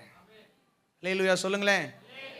கர்த்தரை தேடுங்க, உலக காரியங்களை எல்லாம் அவர் பார்த்து கொள்வார். அல்லேலூயா சொல்லுங்க. நீங்க கர்த்தரை தேடினீங்கன்னா அவர் உங்களுக்காக இடம் தேடுவார், அவர் உங்களுக்காக வீடு தேடுவார், அவர் உங்களுக்காக பொண்ணு தேடுவார், மாப்பிள்ளை தேடி எல்லாம் அவர் தேடி கொடுப்பார். ஒரு அல்லேலூயா சொல்லுங்க. ஏற்ற நேரத்தில் நடக்கும். ஆனால் நம்ம அவரை தேடாமல் இதை மட்டுமே தேடிட்டு இருக்கும் போது என்ன நடக்குதுன்னு சொல்லி கேட்டிங்கன்னா, நம்ம நம்முடைய விசுவாசத்தை இழக்கிறவர்களாக, ஒரு நாள் கிறிஸ்துவை மறுதலிக்கிறவர்களாகவே மாறி போக நேரிடுகிறது. அடுத்தபடியாக யார் விசுவாசத்தை காம்ப்ரமைஸ் பண்ணி மறுதலிக்கிறாங்க அப்படின்னு சொல்லி பார்த்தா, the people those who are not ready to suffer. அப்படின்னா முதலாவது உலகத்துக்காக கர்த்தரை தேடுகிறவங்க, ரெண்டாவது உபத்திரவங்களை எதிர்கொள்ள ஆயத்தம் இல்லாதவர்கள். அல்லேலூயா. உபத்திரவங்களை எதிர்கொள்ள சொல்லுங்க ஆயத்தம் இல்லாதவர்கள். இவங்களுக்கு வந்து நீங்கள் பார்த்தீங்கன்னா, இப்போ ரீசெண்டாக ஒரு பாட்டு ஒன்று ரொம்ப ட்ரெண்டிங்காக போச்சு. அதை வைத்து எந்த அளவுக்கு தேவனுடைய நாமத்தை தூஷிக்க முடியுமோ இன்ஸ்டாகிராம் யூடியூப்லாம் தூஷித்தாங்க. என்ன பாட்டுன்னா, கர்த்தரையே நீ பாடு. பார்த்தியா, நம்ம ஆராதனை நேரத்தில் பாடுற பாட்டுக்கு வாய் திறக்கிறாங்களா இவங்க? எவ்வளோ பாட்டு பாடுறோம், இயேசு நாமம் பாடினார் இன்னைக்கு. சில நேரத்தில் நான் பார்ப்பேன் யாருன்னா பாடாமல் இருக்கிறாங்களா அப்படின்னு. இப்போ பாருங்கள், இதை சொன்ன உடனே தெரியுது எல்லாருக்கும், கர்த்தரையே நீ பாடு, சர்க்கரையே வராது. அப்புறம் வேற என்ன? ஹாப்பியாக பாடு, பிபியே வராது. இதில் உண்மை என்னன்னா, நிறைய போதகர்களே சர்க்கரையோடவும் பிபியோடவும் தான் ஊழியம் செய்து கொண்டிருக்கிறாங்க. நிறைய விசுவாசிகளே, போதகர்களுக்கு விசுவாசிகளே சர்க்கரையோடும் பிபியோடும் தான் கர்த்தரை தேடிக்கிட்டு இருக்காங்க. இந்த பாட்டு உண்மையா அப்படின்னு சொல்லி கேட்டா, அப்போ கர்த்தரை தேடினா சர்க்கரையே வராதா? கர்த்தரை தேடினா பிபியே வராதா? கர்த்தரை தேடினா கேன்சரே வராதா? ஹார்ட் அட்டாக்கே வராதா? கிடையாது. அதெல்லாம் தவறான ஒரு உபதேசம். ஜனங்களை உற்சாகப்படுத்துறதுக்காக ஏதோ என்னைக்கோ ஒரு பாஸ்டர் பாடின பாட்டு அது கொஞ்சம் வைரலான உடனே என்ன பண்ணுறாங்கன்னா, அதையே பிடிச்சிக்கிட்டு அந்த போதகர்களாக இருந்தாலும் சரி, அல்லது அதை நம்புகிறவர்களாக இருந்தாலும் சரி, அதையே பிடிச்சிட்டு என்ன பண்ணுறாங்கன்னா அப்படி போயிடுவாங்க. கிடையாது பாருங்க. சரி, தவறாக எடுத்து, நான் யாரையும் குற்றப்படுத்த விரும்பல. அவங்களுடைய விசுவாசத்தில் ஜனங்களை உற்சாகப்படுத்த பாடின காரியம் அது. ஆனால் அது பைபிள் போதிக்கிற உபதேசம் அல்ல. இப்போ இந்த மாதிரியான காரியங்கள், கர்த்தரையே நீ தேடுவாயானால் உன்னுடைய வாழ்க்கையிலேயே பிரச்சனையே கிடையாது, உன்னுடைய வாழ்க்கையில் உபத்திரவமே கிடையாது, உன்னுடைய வாழ்க்கையில் பாடுகளே வராது, உன்னுடைய வாழ்க்கையில் நீ இப்படிப்பட்ட காரியங்கள் ஊடாக நீ கடந்து செல்லவே மாட்டாய் அப்படின்னு பைபிளில் எங்கேயாவது ரெஃபரன்ஸ் இருக்கா? புதிய ஏற்பாட்டில் காட்டுங்க. இல்லை. ஆனால் ஆண்டவர் என்ன வாக்குத்தத்தம் கொடுத்தாருன்னா, இந்த உலகத்தில் உங்களுக்கு என்ன உண்டு? உபத்திரவம் உண்டு. இதை சொன்னது இல்லாமல் பேதுரு எழுதுறாரு சபைக்கு. என்ன எழுதுறாரு வாசிங்க. 1 பேதுரு 2வது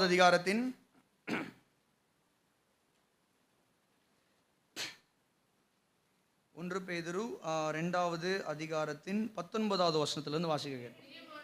பிரியமானவர்களே, 19வது வசனம். ஏனெனில் தேவன் தாமே தேவன் மேல் பற்றுதலாக இருக்கிற மனசாட்சி நிமித்தம் பாடுபட்டு உபத்திரவங்களை பொறுமையோடு சகித்தால் அதுவே பிரதியாக இருக்கும். நீங்கள் குற்றம் செய்து அடிக்கப்படும் போது பொறுமையோடு சகித்தால் அதனால் என்ன கீர்த்தி உண்டு? நீங்கள் நன்மை செய்து பாடுபடும் போது பொறுமையோடு சகித்தால் அதுவே தேவனுக்கு பிரதியாக இருக்கும். இதற்காக நீங்கள் அழைக்கப்பட்டும் இருக்கிறீர்கள். ஏனெனில் கிறிஸ்துவை உங்களுக்காக பாடுபட்டு நீங்கள் தம்முடைய அடிச்சுவடுகளை தொடர்ந்து வரும்படி உங்களுக்கு மாதிரியை வைத்து போனார். அல்லேலூயா சொல்லுங்க. என்ன மாதிரியை வச்சுட்டு போயிருக்காரு? பாடுகளை சகிக்கிற மாதிரி ஒரு ரோல் மாடல் ஆண்டவர் வச்சுட்டு போயிருக்காரு. உபத்திரவமே இல்லாத வாழ்க்கை கிறிஸ்தவ வாழ்க்கை அல்ல. கிறிஸ்தவ வாழ்க்கையில் உபத்திரவம் உண்டு. இன்னைக்கு நீங்கள் கரண்ட் சுச்சுவேஷன் நைஜீரியாவில் நீங்கள் எடுத்துக்கிட்டீங்கன்னா ஒரு செய்தி வருகிறது. அநேக செய்திகள்லையும் அநேக யூடியூப் சேனல்ஸ்லையும் அதை குறித்து பேசுகிறாங்க. நைஜீரியா அப்படி தான் நினைக்கிறேன் நான், சப்ஜெக்ட் டு கரெக்ஷன். அந்த தேசத்தில் அநேக போதகர்களும் கிறிஸ்தவர்களும் கொலை செய்யப்பட்டு குவியலாக என்ன பண்ணுறாங்கன்னா புதைக்கப்படுகிறார்கள். கரெக்டுங்களா சார்? அவர் பார்த்துருக்காருன்னு நினைக்கிறேன். ஆமாம், நைஜீரியா தானே? நைஜீரியா தேசத்தில் உபத்திரவமே வராதுன்னு பைபிளில் போட்டிருக்கா. அப்படி போட்டிருந்தா ஏன் நைஜீரியா மக்கள் மறிக்கணும்? வெறும் நைஜீரியா மாத்திரமல்ல, இது நமக்கு வெளிவந்த தகவல். ஆனால் வெளிவராமல் எத்தனையோ தேசங்களில் கிறிஸ்தவர்கள் இன்னும் கொலை செய்யப்பட்டு கொண்டிருக்கிறார்கள். சபைகள் சூறையாடப்பட்டு கொண்டிருக்கிறது. ஊழியர்கள் கொலை செய்யப்பட்டு கொண்டிருக்கிறார்கள். அங்கெல்லாம் ஏன் உபத்திரவம்? இயேசுவான ஒரு உபத்திரவமே வராதுன்னு வாக்கு கொடுத்திருந்தா ஏன் அங்கே உபத்திரவம்?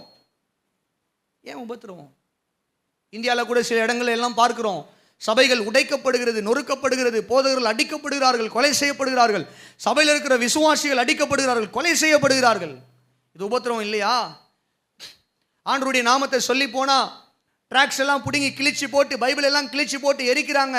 சில இடங்கள்ல எல்லாம் அந்த சுவிசேஷம் அறிவிக்க போகிறவர்கள் எல்லாம் உடைகளை எல்லாம் உருவி நிர்வாணமாக்கி அந்த ஜனங்கள், கிராம ஜனங்கள் மத்தியில் அவமானப்படுத்தி அவர்களை விரட்டி அடிக்கிறார்கள். இதெல்லாம் உபத்திரவம் இல்லையா? இதெல்லாம் உபத்திரவம் இல்லையா? உபத்திரவம் தானே சபைக்கு கொடுக்கப்பட்டிருக்கிற உபத்திரவம். தேவனை தேடுகிற பிள்ளைகளுடைய வாழ்க்கையில் உபத்திரவம் உண்டு.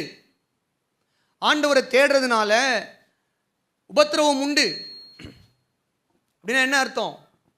இயேசுவை தேடுவதனால நம்முடைய வாழ்க்கையில் பிசாசு உபத்திரவங்களை கொண்டு வருவான். ஏன்னா நல்லா கவனிங்க, பிசாசுனுடைய பிரதானமான வேலையே யாரை விழுங்கலாமோ என்று கர்ஜிக்கிற சிங்கம் போல வகை தேடி சுற்றி திரிகிறான்.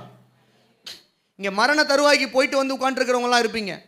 ஐயோ நான் செத்துருவனோ, எமர்ஜென்சி வார்டில் அட்மிட் ஆகி ஆப்ரேஷன் தியேட்டருக்குள்ளே போயிட்டு ஐசியூவில் நினைவுக்கு வந்து ஐயோ நான் உயிர் பொழைச்சிட்டேன்னா கர்த்தனுக்கு ஜீவன் கொடுத்துட்டாரே. இங்கே இருக்கலாம் நீங்கள், தாய் மாறுங்க, ஐயா மாறுங்க, அண்ணன் மாறுங்க, தம்பி தங்கச்சிங்கெல்லாம் இருக்கிறீங்க. அதெல்லாம் உபத்திரவம் இல்லையா?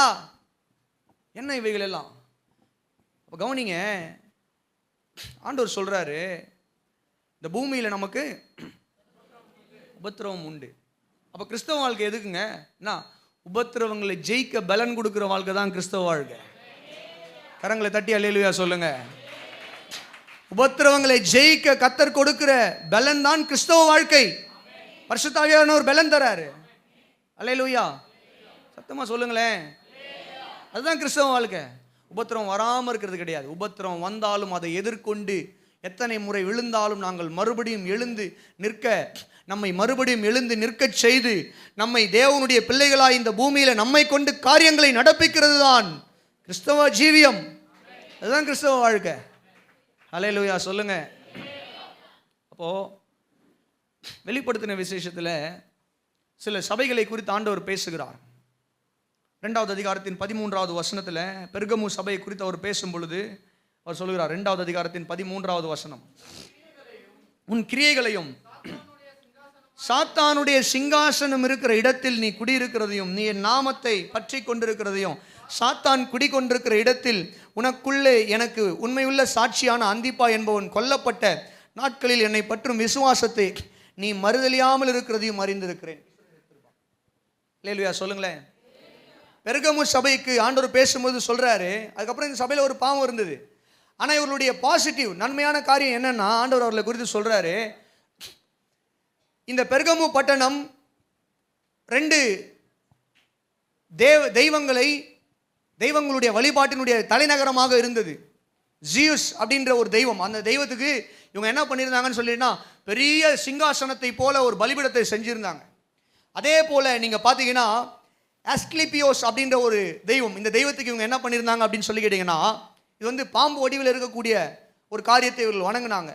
அதை ஹீலிங் தெய்வமாக இவங்க நம்பி என்ன பண்ணாங்கன்னா, அந்த மருத்துவமனைகள்லையும் கோவில்கள்லையும் இவங்க என்ன பண்ணுவாங்கன்னு சொல்லி கேட்டிங்கன்னா, அங்கே ஒரு ட்ரீட்மெண்ட்டு, ஒரு பேஷண்ட்டு போய் படுத்துக்கணும், அது மேலே பாம்புகளை ஏற்ற விடுவாங்களாம். பாம்புகள்லாம் ஏறி இறங்கும். அதுதான் அவங்களுக்கு ஒரு நம்பிக்கை. இது ஏறி இறங்கினா நமக்கு சுகமாயிடும். இந்த பட்டணத்தில் இருக்கக்கூடிய சபை தான் பெர்கமு சபை. அப்படிப்பட்ட ஒரு இடத்துல சபைக்கு பயங்கரமான எதிர்ப்பு. ஆனால் அந்த சூழ்நிலையிலையும் அந்த சபை கர்த்தர் மேலே இருக்கிற விசுவாசத்தை மறுதலிக்கல, விசுவாசத்தை விட்டு விலகல. ஒரு அல்லேலூயா சொல்லுங்களேன், சத்தமாக தான் சொல்லுங்களேன்.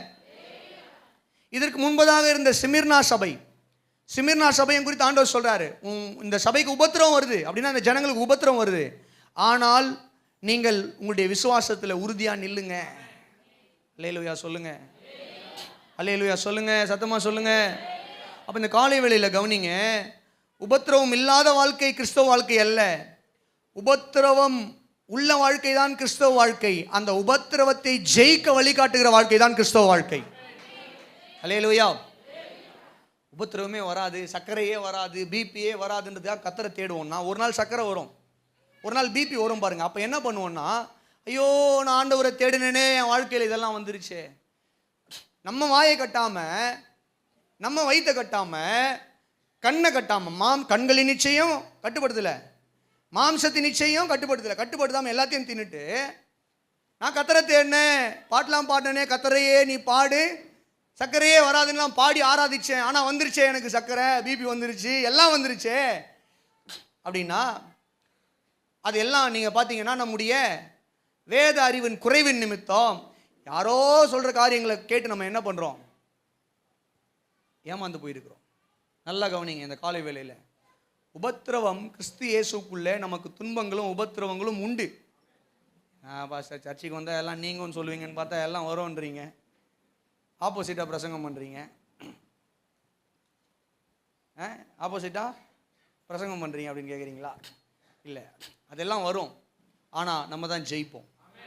அதான் பவுலுக்கு முள் இருந்தது. எவ்வளோ நாள் முள் இருந்தது? ஒரே மாதத்தில் ஒரு வியாதி சுகமாச்சா, இல்லை ஒரு வருஷத்தில் சுகமாச்சா? வாழ்நாள் முழுக்க பவுலுக்கு முள் இருந்துக்கிட்டே இருந்தது. ஆனால் அந்த முள் பவுலை ஜெயிக்கவில்லை, பவுல் தான் முல்லை ஜெயித்தா. அல்லேலூயா. சரீரத்தில் வியாதி இருக்கலாம், டாக்டர் சொல்லியிருக்கலாம் ஒரு வேளை, அம்மா இதுக்கு வந்து மருந்தே கிடையாது, கண்ட்ரோலில் வச்சுக்கலாம், சுகர்லாம் கண்ட்ரோல் தான், சுகர் பிபிலாம் இட்ஸ் நாட் க்யூரபிள் டிசீஸ் இல்லையா, கண்ட்ரோலில் வச்சுக்கலாம் அப்படின்னு சொல்லுவாங்க இல்லையா. சரியாக்க முடியாத வியாதிகள் இருக்கலாம், பலவீனங்கள் இருக்கலாம், கவலைப்படாதீங்க. அதெல்லாம் ஐயோ என் வாழ்க்கையில் இது வந்துருச்சே, இது போகவே போகாதா, போலனா கூட பரவாயில்ல, நீங்கள் தான் ஜெயிப்பீங்க. அது ஜெயிக்காது. ஆனால் அது இருக்கிறதும் நல்லது தான், அது இருக்கிறதும். ஏன்னா அப்போ தான் கர்த்தரை தேடுவோம். நம்ம ஒன்று கர்த்தரை தேடுவோம், 2 கர்த்தருடைய வல்லமை என்னன்றது நமக்கு அப்போ தான் தெரியும். அல்லேலூயா. அது இருந்தால் தான் ஆண்டவர் எப்படிப்பட்ட அற்புதங்களை கொடுக்குறவர், என்னை காப்பாற்றுறாரு, என்ன பண்ணுவோம், முக்காடு போட்டு எழுந்து நின்று சோத்திரம்னு சொல்லி சாட்சி சொல்லுவோம் சர்ச்சில். இல்லைன்னா என்ன பண்ண மாட்டோம், சர்ச்சுக்கும் வர மாட்டோம், சாட்சியும் சொல்ல மாட்டோம். கர்த்தர் நாமத்துக்கு மகிமை உண்டாவதாக. ஒரு அல்லேலூயா சொல்லுவீங்களா? அல்லேலூயா. ஆண்டவர் நாமத்துக்கு மகிமை உண்டாவது. இது சுருக்கமாக ரொம்ப முக்கியமான காரியம் இதுதான். உலக காரியத்துக்காக கர்த்தரை தேடுறவங்க விசுவாசத்தை மறுதலிச்சிருவாங்க. 1. 2வது, உபத்திரவமே இல்லாத ஒரு வாழ்க்கையை நான் வாழணுங்க, பிரச்சனையே இல்லாத வேலைக்கு நான் போகணும், எதனா ஒரு வேலை இருக்கா அந்த மாதிரி? நான் போய் வேலை செய்கிற இடத்துல ஆஃபீஸில் எனக்கு பிரச்சனையே வரக்கூடாது. அந்த மாதிரி ஆஃபீஸ் தான் சொல்லுங்கள் பிரதர்னீங்கன்னா எனக்கு தெரியாது. அந்த மாதிரி ஆஃபீஸ்க்கு நான் ஜெபம் பண்ணவும் முடியாது. டீச்சர் என்னை திட்டவே கூடாது. அந்த மாதிரி ஏதாவது ஒரு ஸ்கூலோ இல்லை ஏதாவது இருந்தால் சொல்லுங்கள் அப்படின்னா நியாயமா இது? சொல்லுங்கள். அதே போல தான் வாழ்க்கையில் உபத்திரவங்கள் உண்டு. ஆனால் அதை ஜெயிக்க கர்த்தர் கிருபை தருகிறார். ஹல்லேலூயா. சத்தமாக சொல்லுங்களேன். ஆண்டவர் நாமத்துக்கு மகிமை உண்டாகும். மூன்றாவது, கள்ள உபதேசம். நான் இது குறித்து நிறைய தடவை பேசிகிட்டு இருக்கிறதுனால திரும்ப திரும்ப அதை பேச நேரத்தை நம்ம எடுக்க வேணாம். இந்த கள்ள உபதேசத்துக்கு நிறைய தான் பேசியிருக்கோம். ஆனால் ஒரே ஒரு வசனத்தை மாத்திரம் உங்களுக்கு சுட்டி காண்பித்து விட்டு அடுத்த 2 குறிப்புகளை ரொம்ப சுருக்கமாக சொல்லி நான் முடிக்க விரும்புகிறேன். வாசிங்க.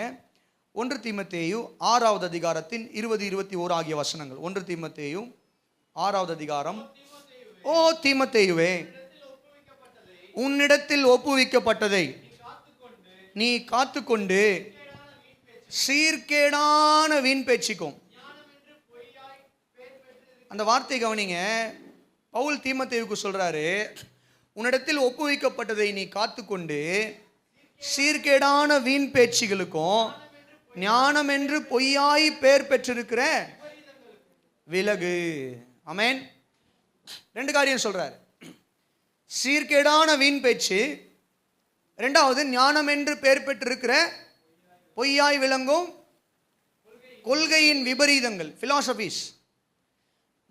அப்போ வீண் பேச்சு அப்படின்னு சொல்லும் போது நம்ம உட்காந்து பேசுகிறோம் இல்லையா, அதை மட்டும் அவர் அங்கே சொல்லலை. அங்கே அவர் என்ன சொல்ல வர்றார்? வீண் பேச்சுன்னா சில பிரசங்கங்கள், சில உபதேசங்கள், சம் ப்ரீச்சிங்ஸ் அண்ட் டீச்சிங்ஸ், சில பிரசங்கங்களும் உபதேசங்களும் அங்கே வந்து கர்த்தருடைய வார்த்தையே இருக்காது. வெறும் வீண் பேச்சு தான் பேசிக்கிட்டு இருப்பாங்க. புரியுதா?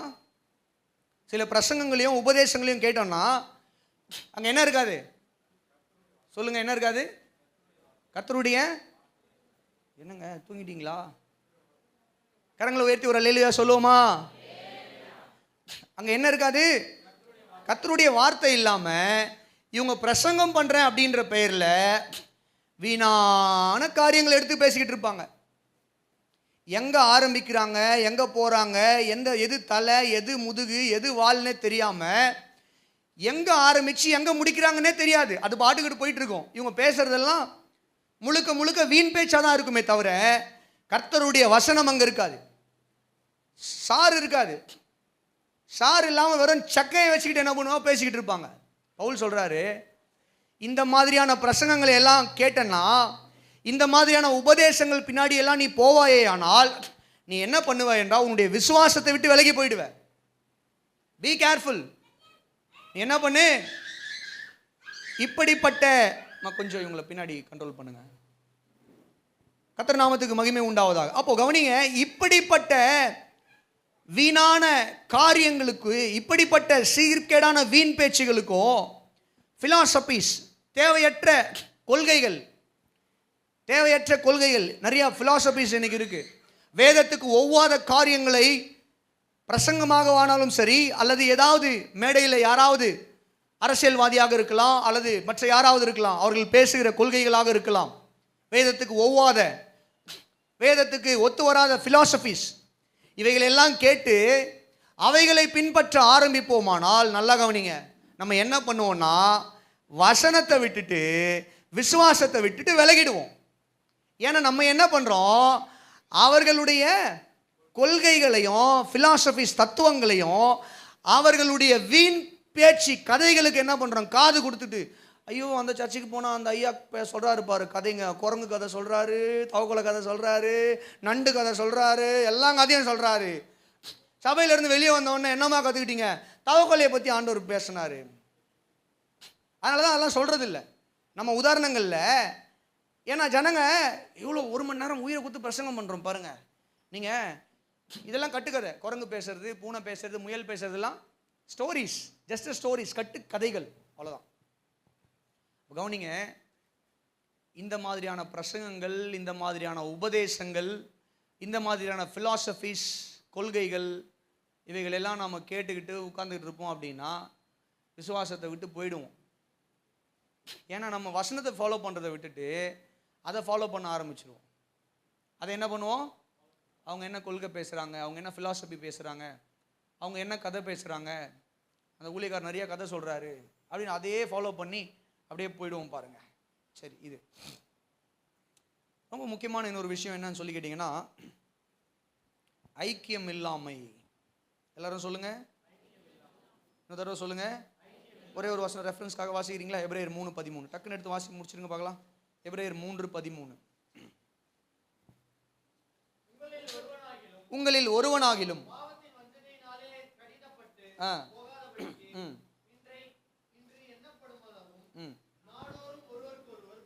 நல்ல கவனிங்க, பாவத்தின் வஞ்சனையினால் கடினப்பட்டு போகாதபடிக்கு. பாவத்தினால கடினப்பட்டு கிறிஸ்துவை விட்டு பின்வாங்கி போகாமல் இருக்க ஒருவருக்கு ஒருவர் என்ன பண்ணுங்கன்னா புத்தி சொல்லுங்கள். ஒருவருக்கு ஒருவர் எங்க புத்தி சொல்ல முடியும்? நாம் சபையோடு மற்ற விசுவாசிகளோடு கிறிஸ்தவ ஜனங்களோடு ஐக்கியமாக இருந்தால் மாத்திரம்தான் புத்தி சொல்ல முடியும். ஆமென். நான் சர்ச்சுக்கே போக மாட்டேன், எனக்கு சபையே தேவையில்லை, பாஸ்டரே தேவையில்லை, எனக்கு மற்ற கிறிஸ்தவ விசுவாசிகளுடைய ஐக்கியமே தேவையில்லை, அவங்களுடைய வீட்டுக்கு நான் ஜபத்துக்கு வர மாட்டேன், அவங்களும் எங்களுடைய வீட்டுக்கு ஜபத்துக்கு வர தேவையில்லை, அப்படிலாம் இருப்போம் அப்படின்னா நம்ம என்ன பண்ணுவோம்னு சொல்லி கேட்டிங்கன்னா, ஒரு கட்டத்தில் பின்வாங்கி போக வேண்டிய ஒரு சூழ்நிலை வந்துடும். ஏன்னா நமக்கு ஐக்கியம், நல்ல சபை ஐக்கியம் இருக்குமானால், நல்ல போதகர் இருப்பாங்க, நல்ல விசுவாசிங்க அந்த சபையில் இருப்பாங்க அப்படின்னா, நம்முடைய வாழ்க்கையில் நம்ம தவறும் பொழுது அந்த போதகர் நம்மை கண்டிப்பாங்க. இது வேணாமா தம்பி, தங்கச்சி, இது வேணாம், விட்டு வெளியே வந்துரு, வேணாம், இது நமக்கு வேணாம், பிரதர் வேணாம், நமக்கு ஆலோசனை கொடுப்பாங்க. மற்ற விசுவாசிகள் இடத்துல பேசும்போது அந்த விசுவாசிகள் சொல்லுவாங்க, வேணாம் பிரதர், வேணாம், இது கர்த்தருக்கு விரோதமான காரியம், குடும்பத்தில் இந்த காரியங்கள் எல்லாம் என்ன பண்ணாதீங்க, அனுமதிக்காதீங்க அப்படின்னு சொல்லி இந்த புத்திமதிகள் எங்கேருந்து வரும்? ஆரோக்கியமான குடும்பத்தை கட்டி எழுப்புகிற புத்திமதிகள் எங்கேருந்து வரும்? சபையிலிருந்து, போதகரிடத்திலிருந்து, கர்த்தருடைய வசனத்திலிருந்து, மற்ற சக விசுவாசிகளிடத்திலிருந்து வர வேண்டும். அல்லேலூயா. ஆரோக்கியமான புத்திமதிகள் எங்கேருந்து வரலையோ அவைகள் எல்லாம் பாதாளத்துக்கு நேராய் நடத்துகிற இடமாகவே இருக்கும். அதனால தான் இங்கே எழுதுறாரு, எபிரேயர் 4 எழுதுறாரு, பாவத்தின் வஞ்சனையினால நீங்கள் கடினப்பட்டு கிறிஸ்துவை விட்டு, விசுவாசத்தை விட்டு பின்வாங்கி போகாதபடிக்கு, ஒரு ஆத்மா பின்வாங்கி போகாதபடிக்கு ஒருவருக்கு ஒரு புத்தி சொல்லுங்கள். ஆமென். என்ன சொல்லுங்க? அவங்க தேவையில் இருக்கும்போது, குழப்பத்தில் இருக்கும்போது, அல்ல தவறு செய்திருக்கும்போது, இடரல் அடைந்திருக்கும்போது, அந்த குடும்பத்தில் பெரிய பிரச்சனை இருக்கும்போது அவங்களுக்கு புத்தி சொல்லுங்க, ஆலோசனை சொல்லுங்க. அல்லேலூயா. அப்போ அந்த நேரத்தில் நமக்கு தேவையான புத்திமதிகளும் ஆலோசனைகளும் கிடைக்கவில்லை என்றால் நம்ம என்ன பண்ணுவோம்னு சொல்லி கேட்டிங்கன்னா, வேற யாராவது குடிகாரன் சொல்கிற பேச்சை கேட்டுக்கிட்டு, வேற யாராவது துன்மார்க்கன் சொல்கிற பேச்சை கேட்டுக்கிட்டு, வேற யாராவது மனம் திரும்பாதவன் சொல்கிற, தேவனை அறியாத மனிதர்கள் சொல்லுகிற வார்த்தைகளை கேட்டு என்ன பண்ணுவோம்னு சொல்லி கேட்டிங்கன்னா, கர்த்தரை மறுதலித்து விட்டு விடுவோம். கர்த்தரை மறுதலிச்சோம். ஒரு கட்டத்தில் அவன் சொல்லுவான், என்ன சொல்லுவான்? சர்ச்சுக்கே போவாது, எதுக்கு நீ சர்ச்சுக்கு போகிற, எதுக்கு நீ ஜெபம் பண்ணுற, நீ சர்ச்சுக்கு போவதை நிறுத்து அப்படின்னு சொல்லுவாங்க. புரியுது உங்களுக்கு நான் என்ன சொல்கிறேன்? அப்போ ஐக்கியம் ரொம்ப முக்கியம். நம்முடைய விசுவாசத்தை நம்ம காத்துக்கொள்ளணும்னா ஐக்கியம் முக்கியம். சாத்ராக், மேஷாக், அபத்நேகோ தானியேலோடு கூட ஐக்கியமாக இருந்ததுனால தங்களுடைய விசுவாசத்தை சிலைக்கு முன்பதாக உறுதியாக வெளிப்படுத்தினாங்க. ஒருவேளை தானியேலுடைய நட்பு அவங்களுக்கு கிடைக்காமல் போயிருந்தால் எந்த விதத்தில் அவங்க இன்ஃப்ளூயன்ஸ் ஆகிருப்பாங்கன்னு தெரியல எனக்கு. ஆண்டவருடைய நாமத்துக்கு மகிமை உண்டாவதாக. இந்த நல்ல காலை வேளையில் தேவன் நம்மோடு கூட பேசுகிறார். கடைசியாக நல்லா கவனிங்க, நம்முடைய மாம்ச பலவீனம். நம்முடைய மாம்ச பலவீனம். நீங்கள் எழுதுறவங்களுக்கு தான் நான் இந்த குறிப்பு சொல்கிறேன். இல்லை பிரதர், நான் பயங்கர ஞானவான், நான் அப்படியே பிரசங்கத்தை கேட்டு எனக்கு புரிஞ்சுக்கும் அப்படின்னு நீங்கள் நினைப்பீங்க அப்படின்னா, உங்களுக்கு நீங்கள் என்ன பண்ணணும் அப்படின்னு சொல்லி கேட்டிங்கன்னா, இந்த 5-6 குறிப்புகளை மாத்திரம் மைண்டில் ரெஜிஸ்டர் பண்ணிக்கோங்க. சரியா? எழுதுறவங்களுக்கு மாத்திரம் இந்த குறிப்பு. மத்தேயு 26:41, ரோமர் 7:18, ரோமர் 7:18, 2 தீமோத்தேயு 2:22. என்ன குறிப்புன்னு சொல்லி கேட்டிங்கன்னா,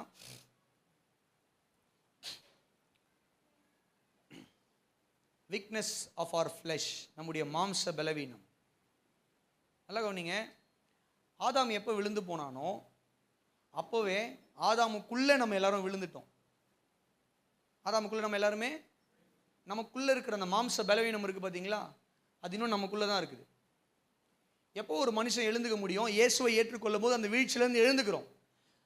ஆனால் ஆதாம் செய்த பாவத்தின் நிமித்தம் வந்த சின்ஃபுல் நேச்சர், நான் எப்பவுமே பிரசங்கம் பண்ணுவேன் இல்லையா, பாவத்தன்மை நமக்குள்ளே இருந்து கொண்டே தான் இருக்குது. அதனால தான் நம்ம ஞானஸ்நானம் எடுத்தாலும், திருவிருந்து எடுத்தாலும், சபையில் உட்கார்ந்து பிரசங்கம் கேட்டாலும், காணிக்கை கொடுத்தாலும், மறுபடியும் மறுபடியும் நாம் பாவம் செய்கிற எண்ணம் ஏன் வருது நமக்கு? நம்ம தான் ஞானஸ்நானம் எடுத்துட்டோமே, ஏன் வருது? ஏன்னா அந்த பாவ மாம்சம் நமக்குள்ள இன்னமும் இருக்கிறது.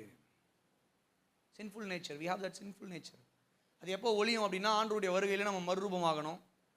அப்படி இல்லைன்னா நம்ம மரித்து ஆண்டவருடைய வருகையில் புது மனுஷர்களா, அதை புது சரீரத்தோட, மகிமையின் சரீரத்தோடு எழுந்திருக்கும் போது அது இல்லாமல் போகும்.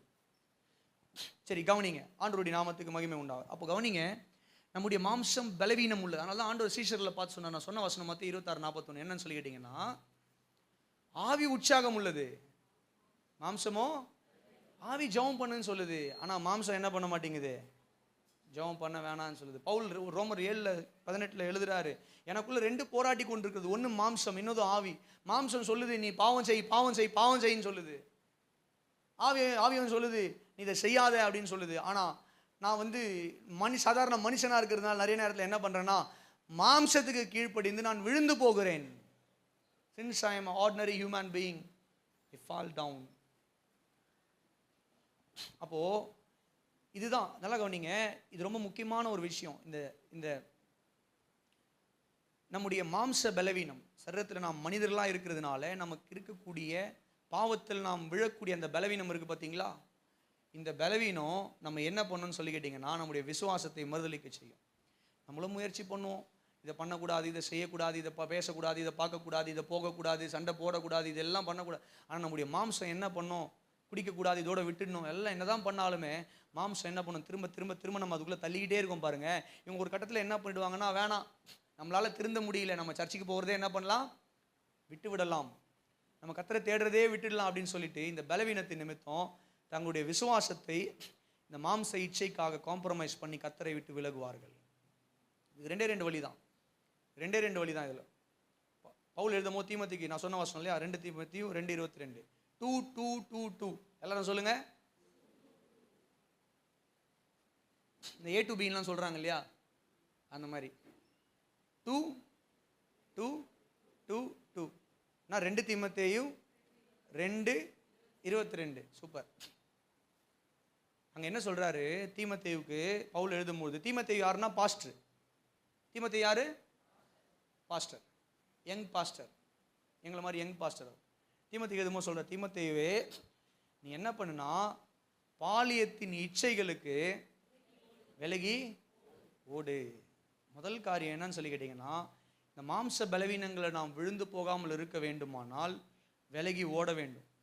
எங்கெல்லாம் நம்ம விழுந்து போவோன்ற நமக்கு தெரியுது, ஆவியானவர் உணர்த்துறாரோ, இங்கே இருந்தால் நம்ம விழுந்துருவோம், இங்கே இருந்தால் ஒரு பெக் அடிச்சிருவோம், குடிச்சிருவோம், நம்மளை குடிக்க வச்சிருவானுங்க, சிகரெட் பிடிக்க வச்சிருவானுங்க, இங்கே நம்ம நின்றா விபச்சாரத்தில் கண்டிப்பாக விழுந்துருவோம், அந்த பொண்ணை பார்த்துருவோம், அந்த ஆளை பார்த்துருவோம் அப்படின்னு நமக்கு தோணிடுச்சு அப்படின்னா அங்கேருந்து விலகிடணும்.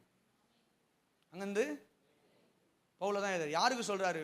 விசுவாசி கூட இல்லை, ஊழியக்காரன் ஆகிய தீமோத்தேயுக்கு, பவர்ஃபுல் பாஸ்டர் தீமோத்தேயுக்கு அவர் எழுதுறாரு என்னன்னு, நிற்காத, எதிர்த்து நிற்காத, விலகி ஓடிடணும், அங்கேருந்து அந்த இடத்த விட்டே நகர்ந்துரு. ஆமென். இது வாலிபர்களுக்கு முக்கியமாக நான் சொல்கிறேன். நீங்கள் விழுந்து போகாமல் இருக்க வேண்டுமானால் சில கான்டாக்ட் எல்லாம் பிளாக் பண்ணுங்க. வாட்ஸ்அப்பில் பிளாக் பண்ணு, கான்டாக்டில் பிளாக் பண்ணு, திரும்ப திரும்ப வந்துகிட்டே இருக்காங்களா பிளாக் பண்ணு, வேறு நம்பர்லேருந்து வராங்களா எல்லா நம்பரையும் பிளாக் பண்ணு. யாரெல்லாம் உன்னை பாவத்தில் தள்ளுவாங்கன்னு நினைக்கிறியோ பிளாக் பண்ணு. இல்லை நல்ல நண்பர்கள் தான், ஆனால் கொஞ்சம் சரக்கு அடிப்பானே அப்படின்னா அவன் கூட பழகு, பேசி எல்லாம் பண்ணு. ஆனால் அவன் தவறு செய்கிற நேரத்தில் அவனை விட்டு விலகு. ஏன்னா அவன் கூட பேசலைன்னா அவனுக்கு சுவிசேஷம் சொல்ல முடியாதே, நீ பண்ணுறது பாவம்னான்னு சொல்ல முடியாதே, அவன்கிட்ட கோச்சி சண்டை போட்டு வந்துட்டா. அதனால் அவன் கூட நட்பு வச்சுக்கலாம், ஆனால் அவன் பாவம் செய்யும்போது அவனை விட்டு விலகு, அவனுக்கு எச்சரித்து அவனை விட்டு விலகிடு. ரெண்டாவது, ஜெபிக்கணும். ஆண்டவரே, இந்த மாம்ச பலவீனத்தை மேற்கொள்ள எனக்கு பலன் தாங்க. அல்லேலூயா, சத்தமா சொல்லுங்க. மாம்ச பலவீனத்தை மேற்கொள்ள எனக்கு பலன் தாங்க. ஜெபிக்கணும். இது 2 பண்ணாதான் இந்த மாம்ச பலவீனத்திலேருந்து நம்ம வெளியே வர முடியும், நம்ம விழுந்து போகாமல் நிற்க முடியும். அல்லேலூயா சொல்லுங்களேன். அப்போது விசுவாசத்தை விட்டு நம்ம விலகச் செய்கிற காரியங்கள் எல்லாம் நம்ம பார்த்தோம். முதலாவது, உலக ஆஸ்வாதங்களுக்காக மட்டுமே கர்த்தரை தேடுவது. ரெண்டாவது, உபத்திரவமே இல்லாத ஒரு வாழ்க்கை, கிறிஸ்தவ வாழ்க்கை நினைக்கிறது நம்முடைய விசுவாசத்தை விட்டு விலகச் செய்யும். மூன்றாவது நம்ம பார்த்தோம், கள்ள உபதேசங்கள். நான்காவது ஐக்கியம். கரெக்டு தான். நான்காவது ஐக்கியம் இல்லாமல் வாழுவது. எனக்கு சர்ச்சும் தேவையில்லை, பாஸ்டரும் தேவையில்லை, எனக்கு விசுவாசிகளுடைய ஐக்கியமும் தேவையில்லை அப்படின்னு நினைக்கிறது. ஐந்தாவது என்ன அப்படின்னு சொல்லி கேட்டீங்கன்னா, நம்முடைய மாம்ச பலவீனம். இது எல்லாம் நம்மளை என்ன பண்ணணும்னு சொல்லி கேட்டீங்கன்னா, விசுவாசத்தை விட்டு விலக செய்து விடும். அதனால கர்த்தர் தாமே இந்த வார்த்தைகளை ஆஸ்வதிப்பாராக. நான் ஒரே ஒரு காரியத்தை சொல்லி முடிச்சிடுறேன் கடைசியா. நீங்கள் உங்களுடைய விசுவாசத்தை காத்துக்கொள்வீர்களானால், நல்லா கவனிங்க, நீங்கள் உங்களுடைய விசுவாசத்தை இந்த பூமியில காத்துக்கொண்டு கர்த்தரை நீங்கள் கனம் பண்ணுவீர்களானால் கர்த்தர் உங்களை கனம் பண்ணுவார். கர்த்தரை நீங்கள் கனம் பண்ணுவீர்களானால் கர்த்தர் உங்களுடைய விசுவாசத்தை நீங்க காத்துக்கொள்ளுங்க. கர்த்தர் உங்களை எப்படி உயர்த்துறார்ன்றத நீங்கள் கிரகிக்க கூடாத பெரிய காரியங்களை செய்வார். ஆமென். கர்த்தருக்காக வைராக்கியம் பாராட்டுகிற கூட்டத்தை தான் அவர் எதிர்பார்க்கிறார். இன்னைக்கு கர்த்தருக்கு நீங்கள் வைராக்கியம் பாராட்ட உங்களுடைய விசுவாசத்தை வெளிப்படுத்தி பாருங்க. நீங்க படிக்கிற இடத்துல, நீங்க வேலை செய்யற இடத்துல, நீங்க வசிக்கிற இடத்துல நின்று பாருங்க. கர்த்தருக்காக நின்று பாருங்க. கர்த்தர் உங்கள் பட்சத்தில் எப்படி நிற்கிறாருன்றது மட்டும் பாருங்க. அல்லேலூயா சொல்லுங்க, சத்தமா சொல்லுங்க. அல்லேலூயா. இந்த காலை வேளையில் நான் உங்களை உற்சாகப்படுத்துகிறேன். கர்த்தருக்காக வைராக்கியமாய் நில்லுங்கள். கர்த்தர் உங்களுக்காக உங்கள் பட்சத்தில் மகிமையான காரியங்களை செய்து முடிப்பார். எதிர்பார்ப்புகளையும் மனவாஞ்சைகளையும் நிச்சயமாக நிறைவேற்றுவார். தேவைகளை சந்திப்பார். நீங்கள் செய்ய வேண்டியதெல்லாம் ஒன்று தான், கர்த்தர் மேலே இருக்கிற விசுவாசத்தை காத்துக்கொள்ளுங்க. கர்த்தர் மற்ற காரியங்களை எல்லாம் அவர் பார்த்துக்கொள்வார். ஜெபிப்போம். பிதாவே, உம்முடைய வார்த்தைகளுக்காக நன்றி அப்பா. ஆண்டவரே, இந்த வார்த்தைகளை கர்த்தர் எங்களோடு கூட பேசின தயவுக்காக நன்றி. எத்தனையோ வேலைகள் ஆண்டவரே எங்களுடைய விசுவாசத்தை நாங்கள் மறுதலிக்க, எங்களுடைய விசுவாசத்தை நாங்கள் விட்டுவிட, எங்களுடைய விசுவாசத்தை நாங்கள் சமரசப்படுத்தி கொண்டிருக்கிறோம் எங்களுடைய வாழ்க்கையில். ஆனாலும் கூட ஆண்டவரே, கர்த்தர் தயவாய் எங்களை மன்னித்து மறுபடியும் நாங்கள் எத்தனை முறை விழுந்தாலும் கர்த்தர் நீங்கள் எங்களை ஆண்டவரே திரும்ப கட்டி எழுப்பியிருக்கிற தயவுக்காக உம்மை ஸ்தோத்தரிக்கிற ராஜா. உம்முடைய அன்பு எங்களை நெருக்கி ஏவுகிறது. உம்முடைய கிருபை இரக்கம் எங்களை வாழ வைக்கிறது ஆண்டவரே. தொடர்ந்து ஆண்டவரே இந்த பிரசங்கத்தை நாங்கள் காதார கேட்டு விட்டு விடாமல் ஆண்டவரே இந்த பிரசங்கத்தை நாங்கள் ஆண்டவரே எங்களுடைய வாழ்க்கையில் அப்பியாசப்படுத்த கர்த்தர் எங்களுக்கு கிருபை தாங்கப்பா. கர்த்தர் எங்களுக்கு கிருபை தருவீராக. நன்றி செலுத்துகிறோம். உங்களுடைய அன்பின் கருத்தில் எங்களை தாழ்த்துகிறோம். நாங்கள் எல்லாரும் மாம்ச பலவீனத்தை மேற்கொள்ள, நாங்கள் எல்லாரும் தகப்பனே எங்களை சுற்றி இருக்கிற ஆண்டவரே தவறான உபதேசங்களை மேற்கொள்ள கர்த்தர் எங்களுக்கு கிருபை செய்யும்படியாய் ஜெபிக்கிறோம். கர்த்தர் மகிமைப்படுவீராக. கர்த்தர் மகிமைப்படுவீராக. எங்களுடைய விசுவாசத்தை நாங்கள் காத்துக்கொள்ள கர்த்தர் ஒவ்வொரு குடும்பத்துக்கும் கிருபைகளையும் பலனையும் தாங்க. பலப்படுத்தி ஆஸ்வதிங்க. இந்த செய்தியை எங்கிருந்து கேட்கிற ஒவ்வொரு தேவ பிள்ளைகளையும் கூட கர்த்தர் கனம் பண்ணும்படியாய் ஜெபிக்கிறோம். உடைய வசனத்துக்கும் உடைய வாக்குத்தத்தத்துக்கும் உடைய வருகைக்கும் எங்களை ஒப்பு கொடுக்கிறோம். எல்லா கனவும் மகிமையும் எடுத்துக்கொள்ளுங்க. இயேசுவின் மூலம் எங்கள் நல்ல பிதாவே. கரங்களை உயர்த்தி நல்லா ஒரு அல்லேலூயா சொல்லுமா?